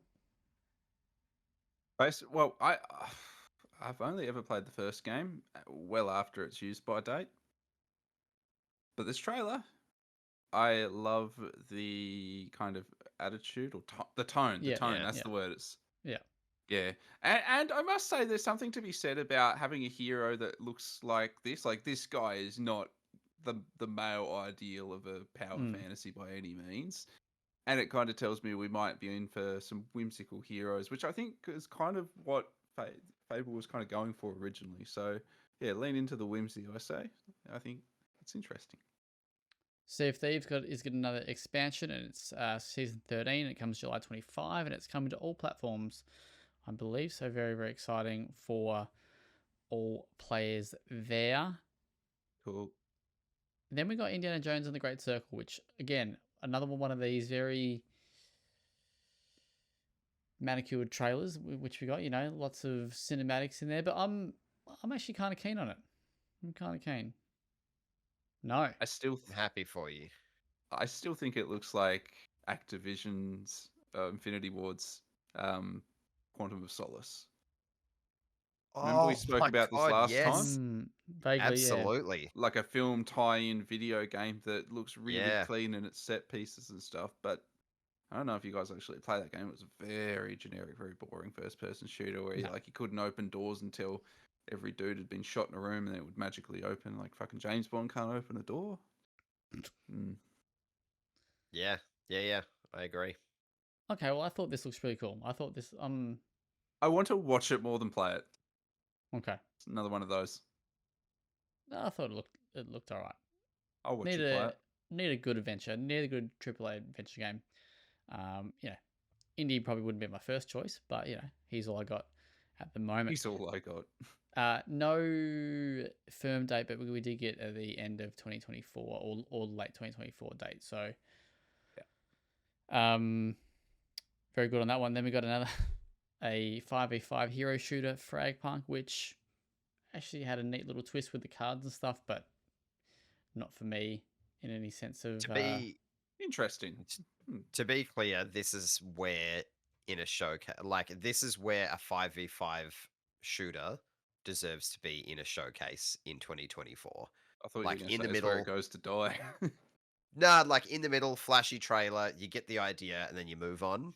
Sure. I think PlayStation maybe should have learnt, or should have kind of followed this rather than with spend the Concord. first 15 to 20 minutes talking about But it. So, yeah, that's all they got, baby. apparently, yeah. What a weird world we're living in. Sign me up for Fragpunk. I want to see more of it. Yeah, it looks cool. Coming in 2025. I don't know if this is coming to all platforms. It's by NetEase. Yeah. Winter Burrow. This actually thought this looked pretty neat. This is your cup of tea. That's it. Little rat doing its. Oh, sorry, a mouse. Doing its thing, building its home. Yeah, looks pretty cool. Don't know if we got any dates or anything like that, but yeah, it looked very, very, very cute, cozy, if I may, art style there. And then we got the game of the show, I think. Of course, when I saw this, Mixtape, which is from our good friends Beethoven and Dinosaur, the developers of The Artful Escape. This game looks like a mix of The Artful Escape and what's the game I'm thinking of? Life is Strange. Fucking I don't know why I slumped there, but yeah, it looks super neat. Yeah, don't know what it's going to be. You know, don't know if it's going to have much gameplay substance, kind of like the Artful Escape did. But hell, I mean, it looks good though. It looks fucking awesome. I'm such a sucker for like Breakfast Club style coming of age teen stories. Yeah. And you put that in with the cool art style. They'll have cool set pieces like they did in Artful Escape. Soundtrack. It's got a fucking killer soundtrack and a very cool like time setting. This trailer it's fucking like, is it rips. It'd be, well, it's the pumpkin, so it's what, be 90s? Yeah. And a lot of the imagery in it is very 90s, because like it's the Discman and stuff. Yeah, I was gonna say it's actually not it's not actually not a tape player. It's a old Discman, mate. It's the Walkman's older brother, younger brother, rather. Pardon me. Cool. That's coming in 2025. This is from Annapurna as well. Then we got another trailer for Flight Simulator 2024, coming November 19. Yep, Very, very good. Then we got Assassin's Creed Shadows, which we'll talk a little bit about in a minute. Then we got another game that I thought this looked quite cool. Yes. Atomfall. This is like a British.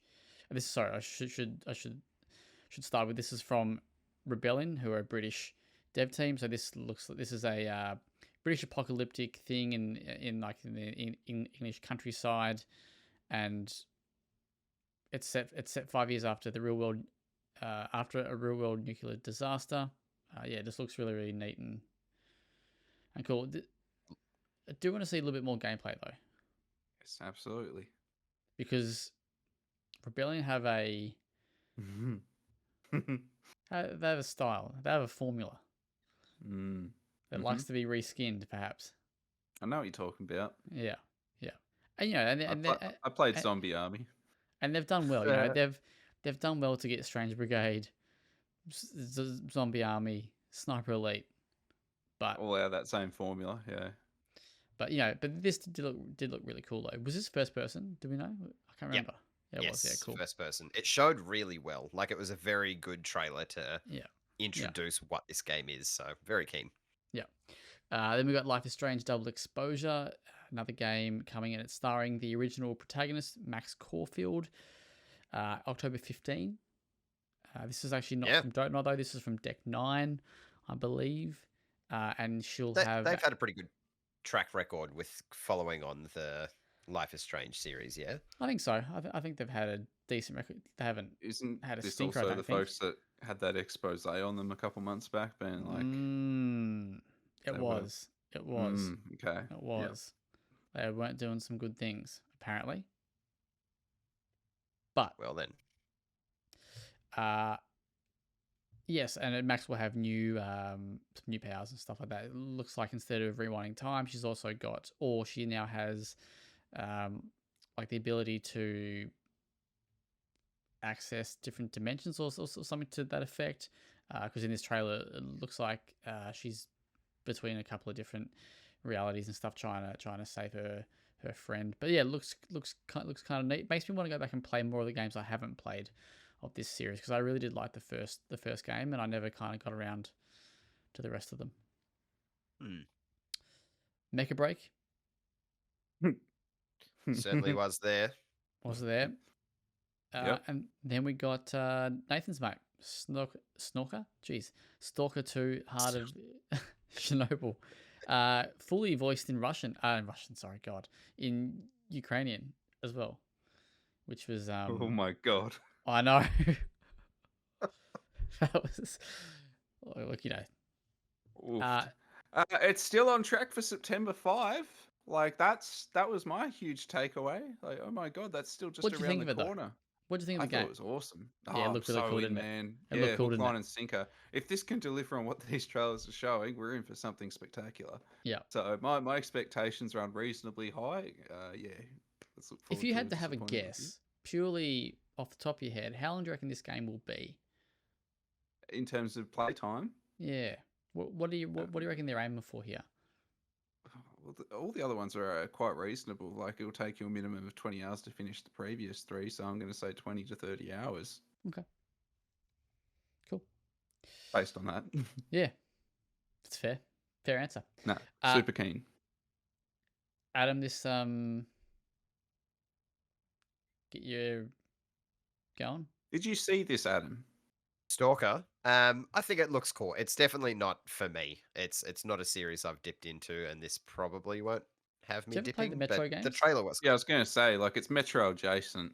Yeah, I've done little spurts with Metro. I've never finished a full game. I feel like I should though. You should definitely play the first two. In they're not remakes, are they? They're like redux. Yeah. The redux are excellent. Yeah. Yeah. I very well should. 3 you can.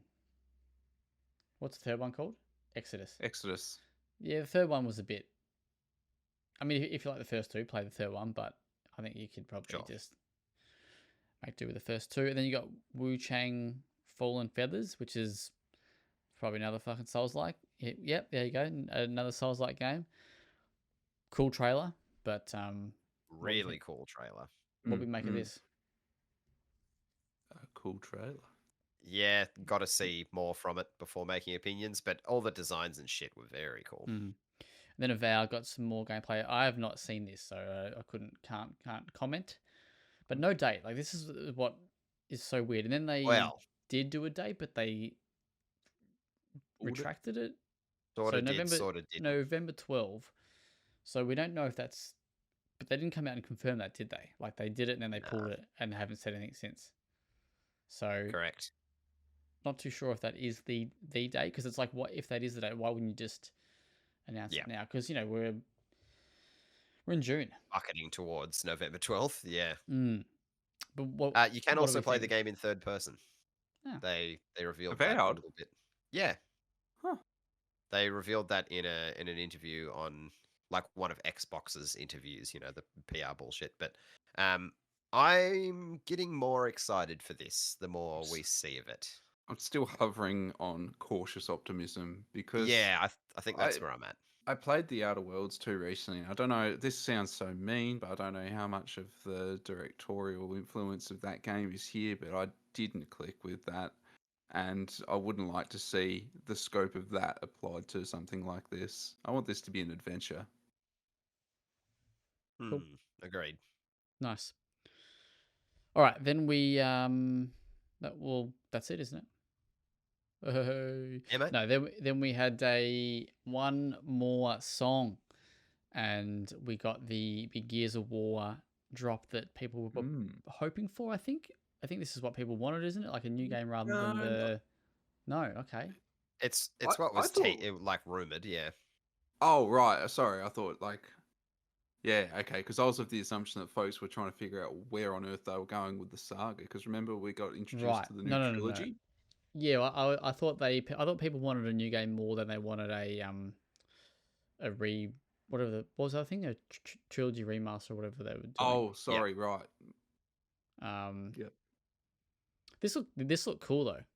Yeah. I've only played the first one and then a bit of the second one, so I've not played all of them. But I finished all of them except Judgment, and first one was my least favorite by a long stretch. I don't remember it. Really?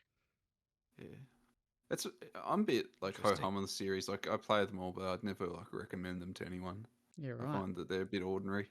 What'd you think of this trailer? Yeah, definitely has me wanting to turn up for day one. Yeah, it looked real good.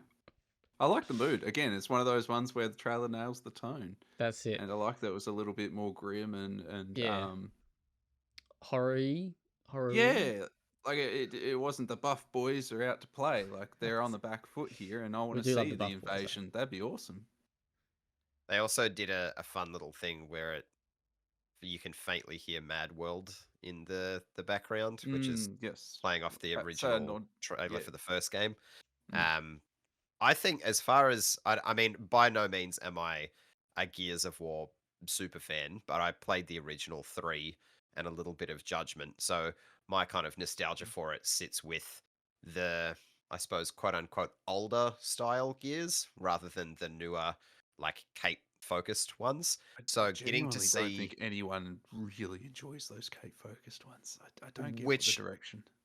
Yeah, which has me excited for this, because seeing Emergence Day, it does sound really appealing. So I think I was kind of racking my brain when I saw the rumors and leaks and whatnot, thinking, where the fuck are they going to go with this series? And this is not what I would have pegged, but is spot on what I would want from a new Gears. So yeah, I mean, I'm in. The prequel shit, even for like a lot of series that you could talk about, it's a cool thing that a lot of games don't tackle. Like, I think we spoke about it like ages ago, but like an RE game that kind of tackles like the Outbreakers, but just as different people like in that world, and you could play that game as Outbreak, right? Like that, which is kind of what Outbreak is, right? But like a newer one, like a new one, and even like a Last of Us, right? That is just set in that early few days. Yep, cool. I agree. And then we got a new hardware, not so well. New hardware refresh. Might be, refresh hardware. Series XS and X are coming in 2 TVs, black and then a 1TB white for both the X and the X and the S. Yep. And the white ones are all digital, I believe. Correct. It is indeed.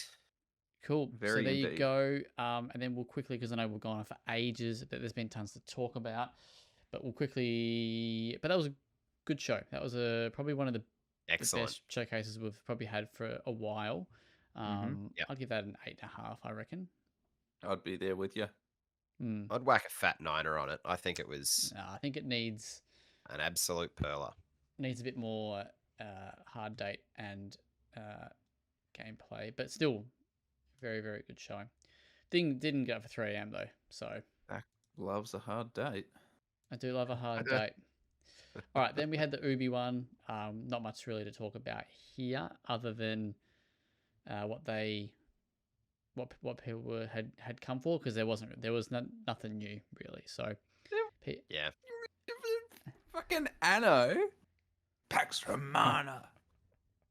I'm turning up for my new Anno game, boys. No, so that was I was hoping for more though from I know. Ubi. When are they just gonna? They know what people want. A new Splinter Cell. That's all they want. They've said they're making it, so fucking hold your horses. Or is he, or are they making Sam Fisher and some other fucking probably X Defiant? That'll be like next year's trailer. Well, yeah. They've given you. I'm pretty sure they did some sort of like here's concept art, so you should be all around that. Can you give me a fact check on that, please? When that was if they're making one, mate? Yeah. Absolutely, they're doing it. I need hard proof. All right, when they go to well-played.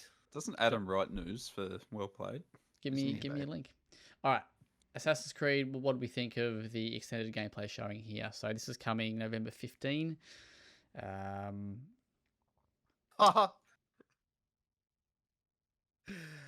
So yes, I do news for WellPlayed. Occasionally, a few other people jump in and contribute, including one Zach Jackson on December 16th, 2021. Oh no, he hasn't, has he? Yes, he has. He has.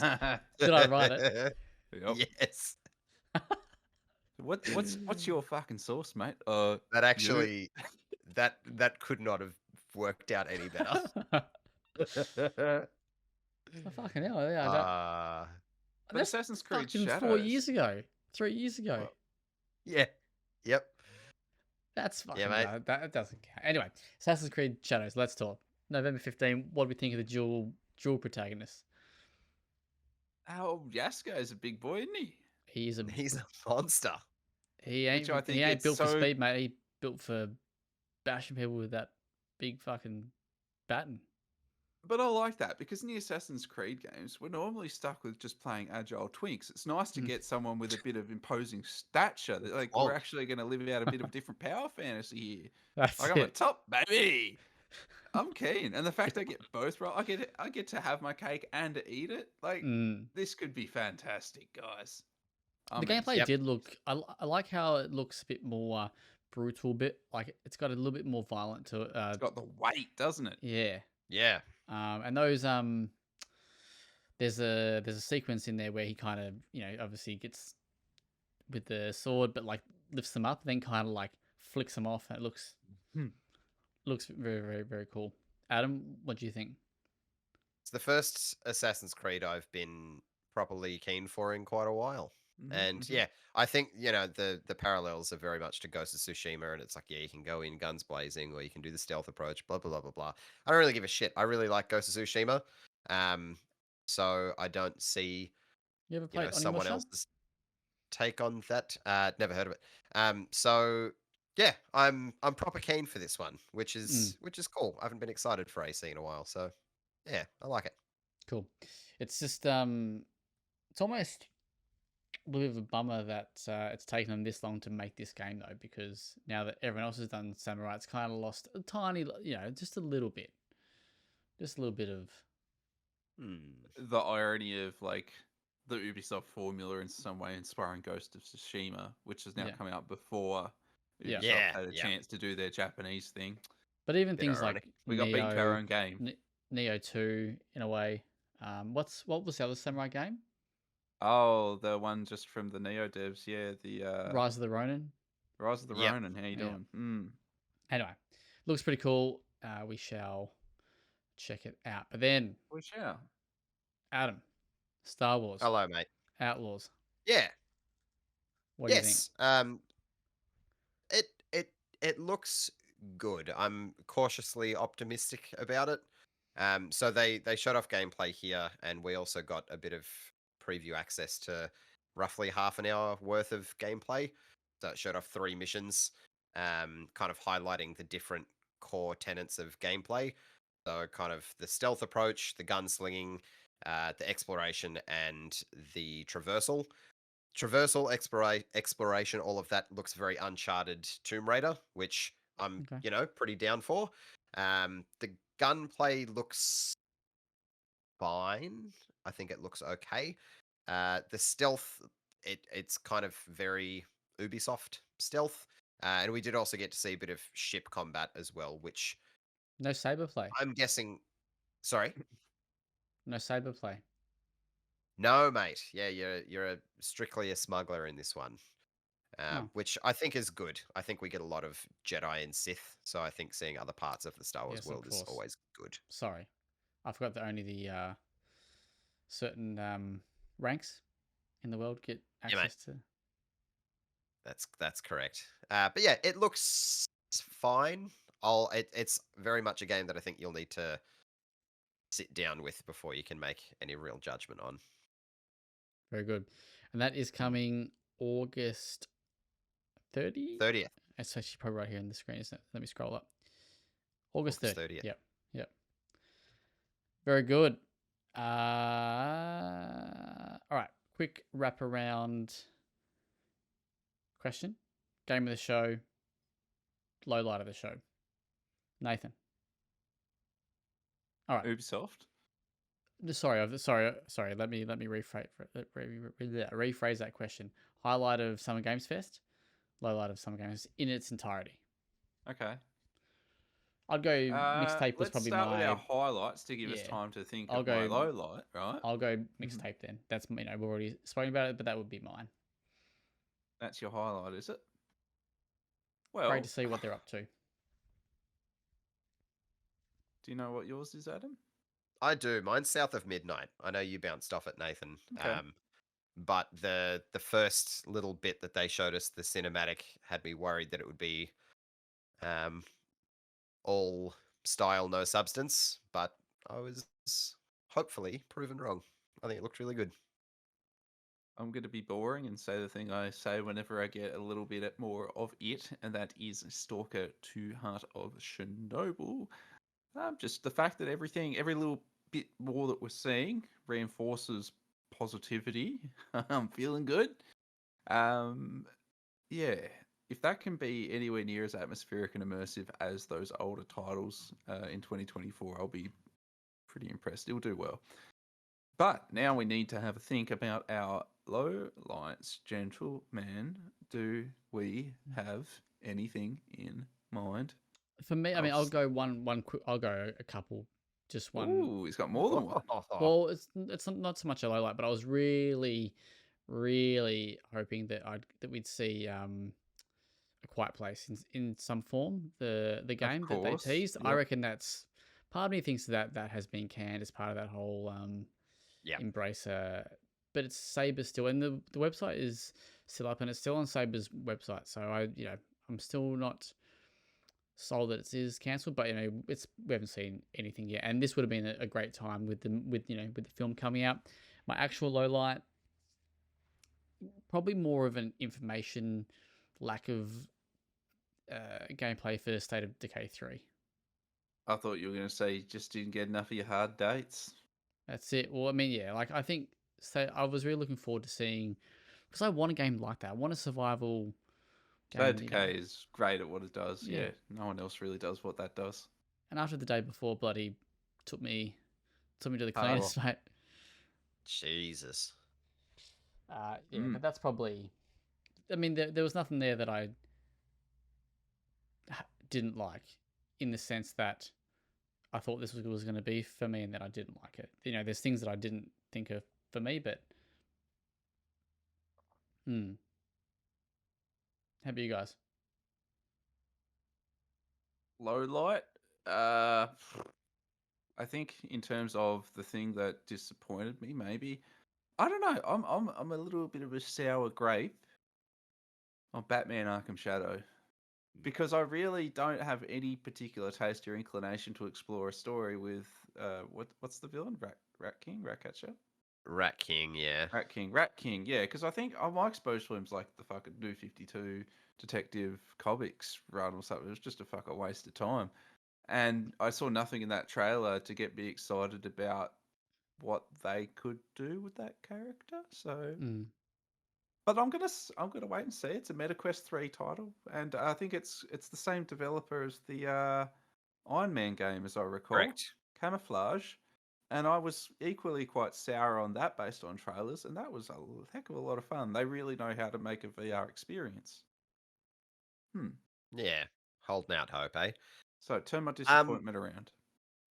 I think mine ultimately would probably be State of Decay as well, because I really wanted to see more of it. But I'll jump on Perfect Dark instead because of how manufactured it looked, and I wanted to be hyped for it, but the whole time I just felt unease. So I think that ultimately was my biggest disappointment of the week. His heart said, "Don't get too attached to this." Yeah, I'm trying real hard. But tell you what I mean, heavy lifting from Xbox, but I feel like it was a pretty good week. Like I don't think anyone would come out of that being like, "Oh, there was nothing there for me." It was very diverse and there was a lot on show across the board. So, yeah, I think it was pretty good. It didn't have the Concord collective groan of Correct. like Absolutely. yeah. Yep. Very good. Yeah, All right, spot on. let's quickly go through the news and then we'll wrap it up with some off topics and we'll head home. All right, some quick So little news titles. Adam, is there anything that you want to talk about from the we Devolver showcase? Absolutely, yeah. There are two very quick things that I want to cover from Devolver that look fantastic. I've been sitting on this for a while, so I'm glad I can talk about it. Tenjutsu is from the designer of Dead Cells. It's a little roguelike brawler that looks fucking immaculate. It's got like a retro futuristic Tokyo vibe to it, or lots of neon colors. Looks awesome. But the best one by a country mile is Possessors. It's from the team behind Hyperlight Drifter and Solar Ash. It's like an action platformer that has like style coming out of every pore. And it's got some story that's like two different dimensions clashing together. It just fucking sounds directly up my alley. And more Talos Principle as well. There's a DLC for Talos Principle coming out literally in 3 days as time of recording. So, wow, Nice. great to see Devolver. Nice, tidy little showcase. Cool. Good stuff. And your mate, speaking of feet, your mate Angerfoot, July. It's July 11th, so 11th. it's a month from today. Look at that. Jeez, Nice. everything lining up. Angerfoot Good. fucking rules as well. Go read my preview. The Crush House at the Oh, yeah, the bottom of Crush your article House. there looks like a bit of fun. I had not heard of this until this Really? showcase. Didn't This Ash is write just a new to me. Live reaction. Wow. Ash wrote bizarre. a preview, mate? No, preview. A news piece and everything. It looks really cool. It does look really cool, and it's Maybe got you heard that of kind website of. Ball-Played. Sorry. I'm not seeing anything about Crush House, mate. Didn't he? Never mind, No, found it. It's all good. It's all good. Crash Move House on. coming August 9. Yep. Yeah, around the corner. Very cool. That's where you're what's the elevator pitch for that one again? So you're producing like a Big Brother style reality show, but there's some sinister shit going on in the background. So it sounds fucking cool. It does sound really cool. Could be a talk through, maybe. Oh! Don't you tempt me with a good time? All right, news. We've spoken about Avow, but that looks like possibly November 12th, but then they pulled it from the was it like the Xbox blurb or something like that, or like an Obsidian It was blurb from or the something? in blog post, yeah. So it was Yeah. directly from the horse's mouth. That one. What did I say? Blurb. I meant blog. I don't know why. Dreadwolf we've spoken about. Sorry, Veilguard we've spoken about. What have we got here? Big Dog Philly Spencer, he said the Xbox is keen on a handheld. So he spoke with IGN following the Xbox showcase to Xbox reporter or main journalist over at IGN, Ryan McCaffrey, McCaffrey saying the Xbox matches. No, hang on, fucking hell, I've read this incorrectly. God, I've butchered this. Do you want me to have a crack, mate? You have a go. So Ryan McCaffrey was pressuring him about the possibility of an Xbox handheld, and he said that Xbox's mantra is to go where the players are, which Phil kind of off the cuff said, well, we should have a handheld too then. Luckily enough, Ryan McCaffrey didn't stop there. He poked the bear a little bit further because he then went on to say, "Oh, you'll have to ask Sarah. I can't tell you anything." But he did press on it, and he said, theoretically, would it be a dedicated piece of hardware or a streaming device like the Portal? And then Spencer more or less just announced that it is a thing that exists. He said, "I like my ROG Ally, my Legion Go, and my Steam Deck. So I think being able to play games locally is really important. You can read between the lines with that." So they're definitely doing something in that space, but obviously they're just not ready to announce it yet. What if it'll be cloud powered? I think that's what he was getting at, as like it's a dedicated hardware that you can play offline. That's at least the vibe of the conversation. But I wouldn't be surprised if there was some cloud integration, whether that's like you can choose to, stream it and it will be in a high resolution or whatever, or you can download maybe a lesser version of it. I don't know. I'm just spitballing. But yeah, he definitely sounded like he was keen on dedicated hardware that you can play regardless of your situation. Nice. So yeah, interesting stuff. Indeed. A couple of quick shout outs that we didn't mention off the top, but we got Ash has put up a Kimbot preview and Mark has put up a Wild Bastards preview, which is Canberra developers. I can't remember their name. Probably in the preview, should read it. Kimbot would be Evil Raptor. Are they? Yep. That's what I was thinking of. Cool. Very good. All right. Let's go to the off topics and then we'll head the fuck home. Pumpkin Jack. That's what they did before. I knew I'd heard the name. I think I reviewed that. Can we get a fact check on that one? Was it? I don't think you did. I think Zach. that was Dylan I think it Blura. was. I think I played it with him. Oh. You did. I Anyway, reviewed off it. topic. How about him? No, Dylan did. You played it with him. Move on. God. Off topics. All right. So my suggestion is we quickly recap by what we've been entertaining ourselves with before we jump into 2000s movies. Sure. Not much really for me. Actually, no. I got a little bit. I watched Under the Seine, which is the French shark film. Oh, I've scrolled past that. Is it on shit? Netflix? Yes. Passable? If you're having to breathe out that heavily, the answer is yes. The answer is it's complicated. Oh no. If you're wanting to watch a shark film and just be entertained, it's passable. Is it a good film? No. Yeah, there we are. No. But it's like, I didn't feel like I'd completely wasted 90 minutes. In and out 90 minutes. That's fair enough then. The other thing I watched was a Polish film called Colors of Red or Colors of the Red. It's also on Netflix. Pretty neat. It's about I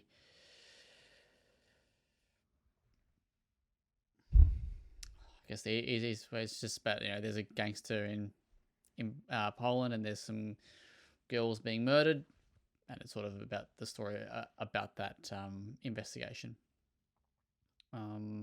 That's that it. has a happy ending. And that is it, I believe. What about you, madam? I have the only thing that comes to mind is I've watched the first 2 episodes of Star Wars: The Acolyte. Yeah. And I'm very much enjoying it. I've seen a lot of weird discourse online because the internet Yeah. fucking sucks. I didn't get it. I thought it was entertaining, right? Like it was. Yeah, I really liked it. I think the High Republic is an awesome fucking setting. Seeing all like the gold robes of the Jedi and then being It's fucking dickhead nice to have a space cops. breather from Yeah, fucking ab- Skywalker absolutely. So saga. I'm really digging it, and the main Jedi Soul is my fucking man. He's great. So yeah, I'm very keen to watch more. Next episode should be up tomorrow at time of Yes. recording. So watch this space. I'll talk more about it next week, Zach. I'm sure you're frothing for that. Can't wait. Yeah, that's me. Well, our big fans over at Sony were kind enough to send me along to go watch Bad Boys Ride or Die. Oh. Now, I must be clear, it's taken me the better part of a week, because it was this time last week at time of recording. It's taken me a week to cement in my mental that it is Bad Boys Ride or Die and not Bad Boys for Life, because this is the fourth Bad Boys film and they really missed a trick by naming the third film For Life. Now, moving past that, when I pitched this to April, my partner, to go see it, she goes, "What's it about?" Like, apparently, she's lived her whole life oblivious to this series. God bless her. It is a dad film anyway. I said to her, "Look, we just expect explosions. This is a series originally started with Michael Bay. Expect explosions and a lot of like dumb one-liners that you might chuckle at." And I think that kind of set the perfect expectation because it was extraordinarily dumb and there was some laughs had. It's the film that you got to watch and you go. So we've got Will Smith, and he's obviously got his star charm, but Martin Lawrence is a guy that you don't see anymore, right? Like they just dredge him up for these films, and it's very obvious because the entire film is basically them expecting you to laugh at him saying some dumb shit out of breath. Dude's constantly out of breath. Like he's just the definition of washed up when he's on this film, poor dude. But it was fun. It has some cool like action shots. It likes doing a few like first person sequences and drone shots. It gets a bit gimmicky with it. And it's fine. It kind of dropped off a bit for me towards the end. It does one of those like back in the early 2000s, a lot of action films would do their final set piece in a warehouse. I guess it was budget friendly. This kind of does one of those what's effectively a warehouse set piece. And I kind of don't really love those because they usually just scream low stakes excuse for a bunch of explosions before we roll the credits, and that's kind of what it is here. But delivered on its promise, it was fun enough. I wasn't offended for 2 hours. It kind of feels like it's a little bit long for what it is because it is so dumb. 5 out of 10, right? Like, cool. I was going to ask how many Will Smith Oscar slaps would you give it? Is this a sport? He gets slapped a lot in the film, and I think like it's so much so that they're like playing into the slap, if you know what I mean. Like he cops the slap. Shall we talk 2000s movie of the week? We should. Oh, please. All right. So I guess I can probably just give you the IMDb synopsis verbatim, like just uncensored. Let's go and see what you do with it. So 2000s movie of the week starts with FBI agent Malcolm Turner goes undercover as a large elderly woman to catch an escaped convict. Fuck, Adam's already got it. But complications arise when he bonds with Sherry, the convict's ex-girlfriend and the woman's granddaughter. This is a film from the year 2000. I can't remember the name of it. Does this star Eddie Murphy by chance? Wait, not Eddie Murphy. Fucking, hang on, hold on. Wait, no. I like where you're going. Fuck. He's going Nutty Professor with it. It's not Nutty Professor. It is Martin Lawrence. It's It's Big Mama's House. I know. Yeah, I've gotten that far. I was like, if I give them that synopsis before having a Bad Boys discussion, they won't get it. But afterwards, they'll probably get it. That's very good. I appreciate the synergy between your two off topics. What's good? Because obviously I've drummed this up as we started the potty. You want to know what the Rotten Tomatoes is on this bad boy? Absolutely. Yeah, this is a stinky 30%. I must say, I enjoyed this film a lot when I was when I was like 9 years old. Yeah, I'm a bit partial to it in my younger years. Yeah, right. But yeah, I enjoyed this real trash black comedian action comedy kind of bullshit like Nutty Professor and stuff. I knew it was just absolute. Yeah, I knew it was degenerate of me at the time. I probably wouldn't enjoy it as much now, but it was a guilty pleasure. What 20 have the years Wayne ago. brothers been up to? The Wayne brothers. I think They they're came doing. up. They've got stand-up routes. Do they? Okay. Yeah. Yeah. I I think see they're their making a stand-up hit the new. streaming They're services. making a new scary movie. I think I've read Yes. Probably. that. I think I read that, didn't I? I Yeah. believe so. Stop it. I'm fine, thanks. Take my strong hand. Fuck's sake. That's not a bad film. That's an alright. That's an alright one. I rate the second one. The rest of them Yeah. can go away. Yeah, the one with I almost said Tom Cruise. Who's the other guy I'm thinking of? Charlie Sheen. Yeah. Oh yeah. They... Fuck, imagine Tom Cruise. He would never do a fucking. No. Remember Old Mate in the second film, based in the chicken, based in like the turkey. Yep. Yep. Thanks for that. Yeah. Great, the things we store in the recesses of our mind. All right, cool. Thank you for listening to this week's episode of the WellPlayed DLC podcast. You can check out the content on www.well-played.com.au. Lads, been a pleasure. Been a pleasure. Oh, as always, boys. Who owes who a Coke there? How does that work? I See you drink later. Pepsi, so I'll take one of those, please. All right then. Fuck's sake. Have a wonderful week, everyone. See you next All right. time. Catch ya. Thank you, dear listeners, and farewell.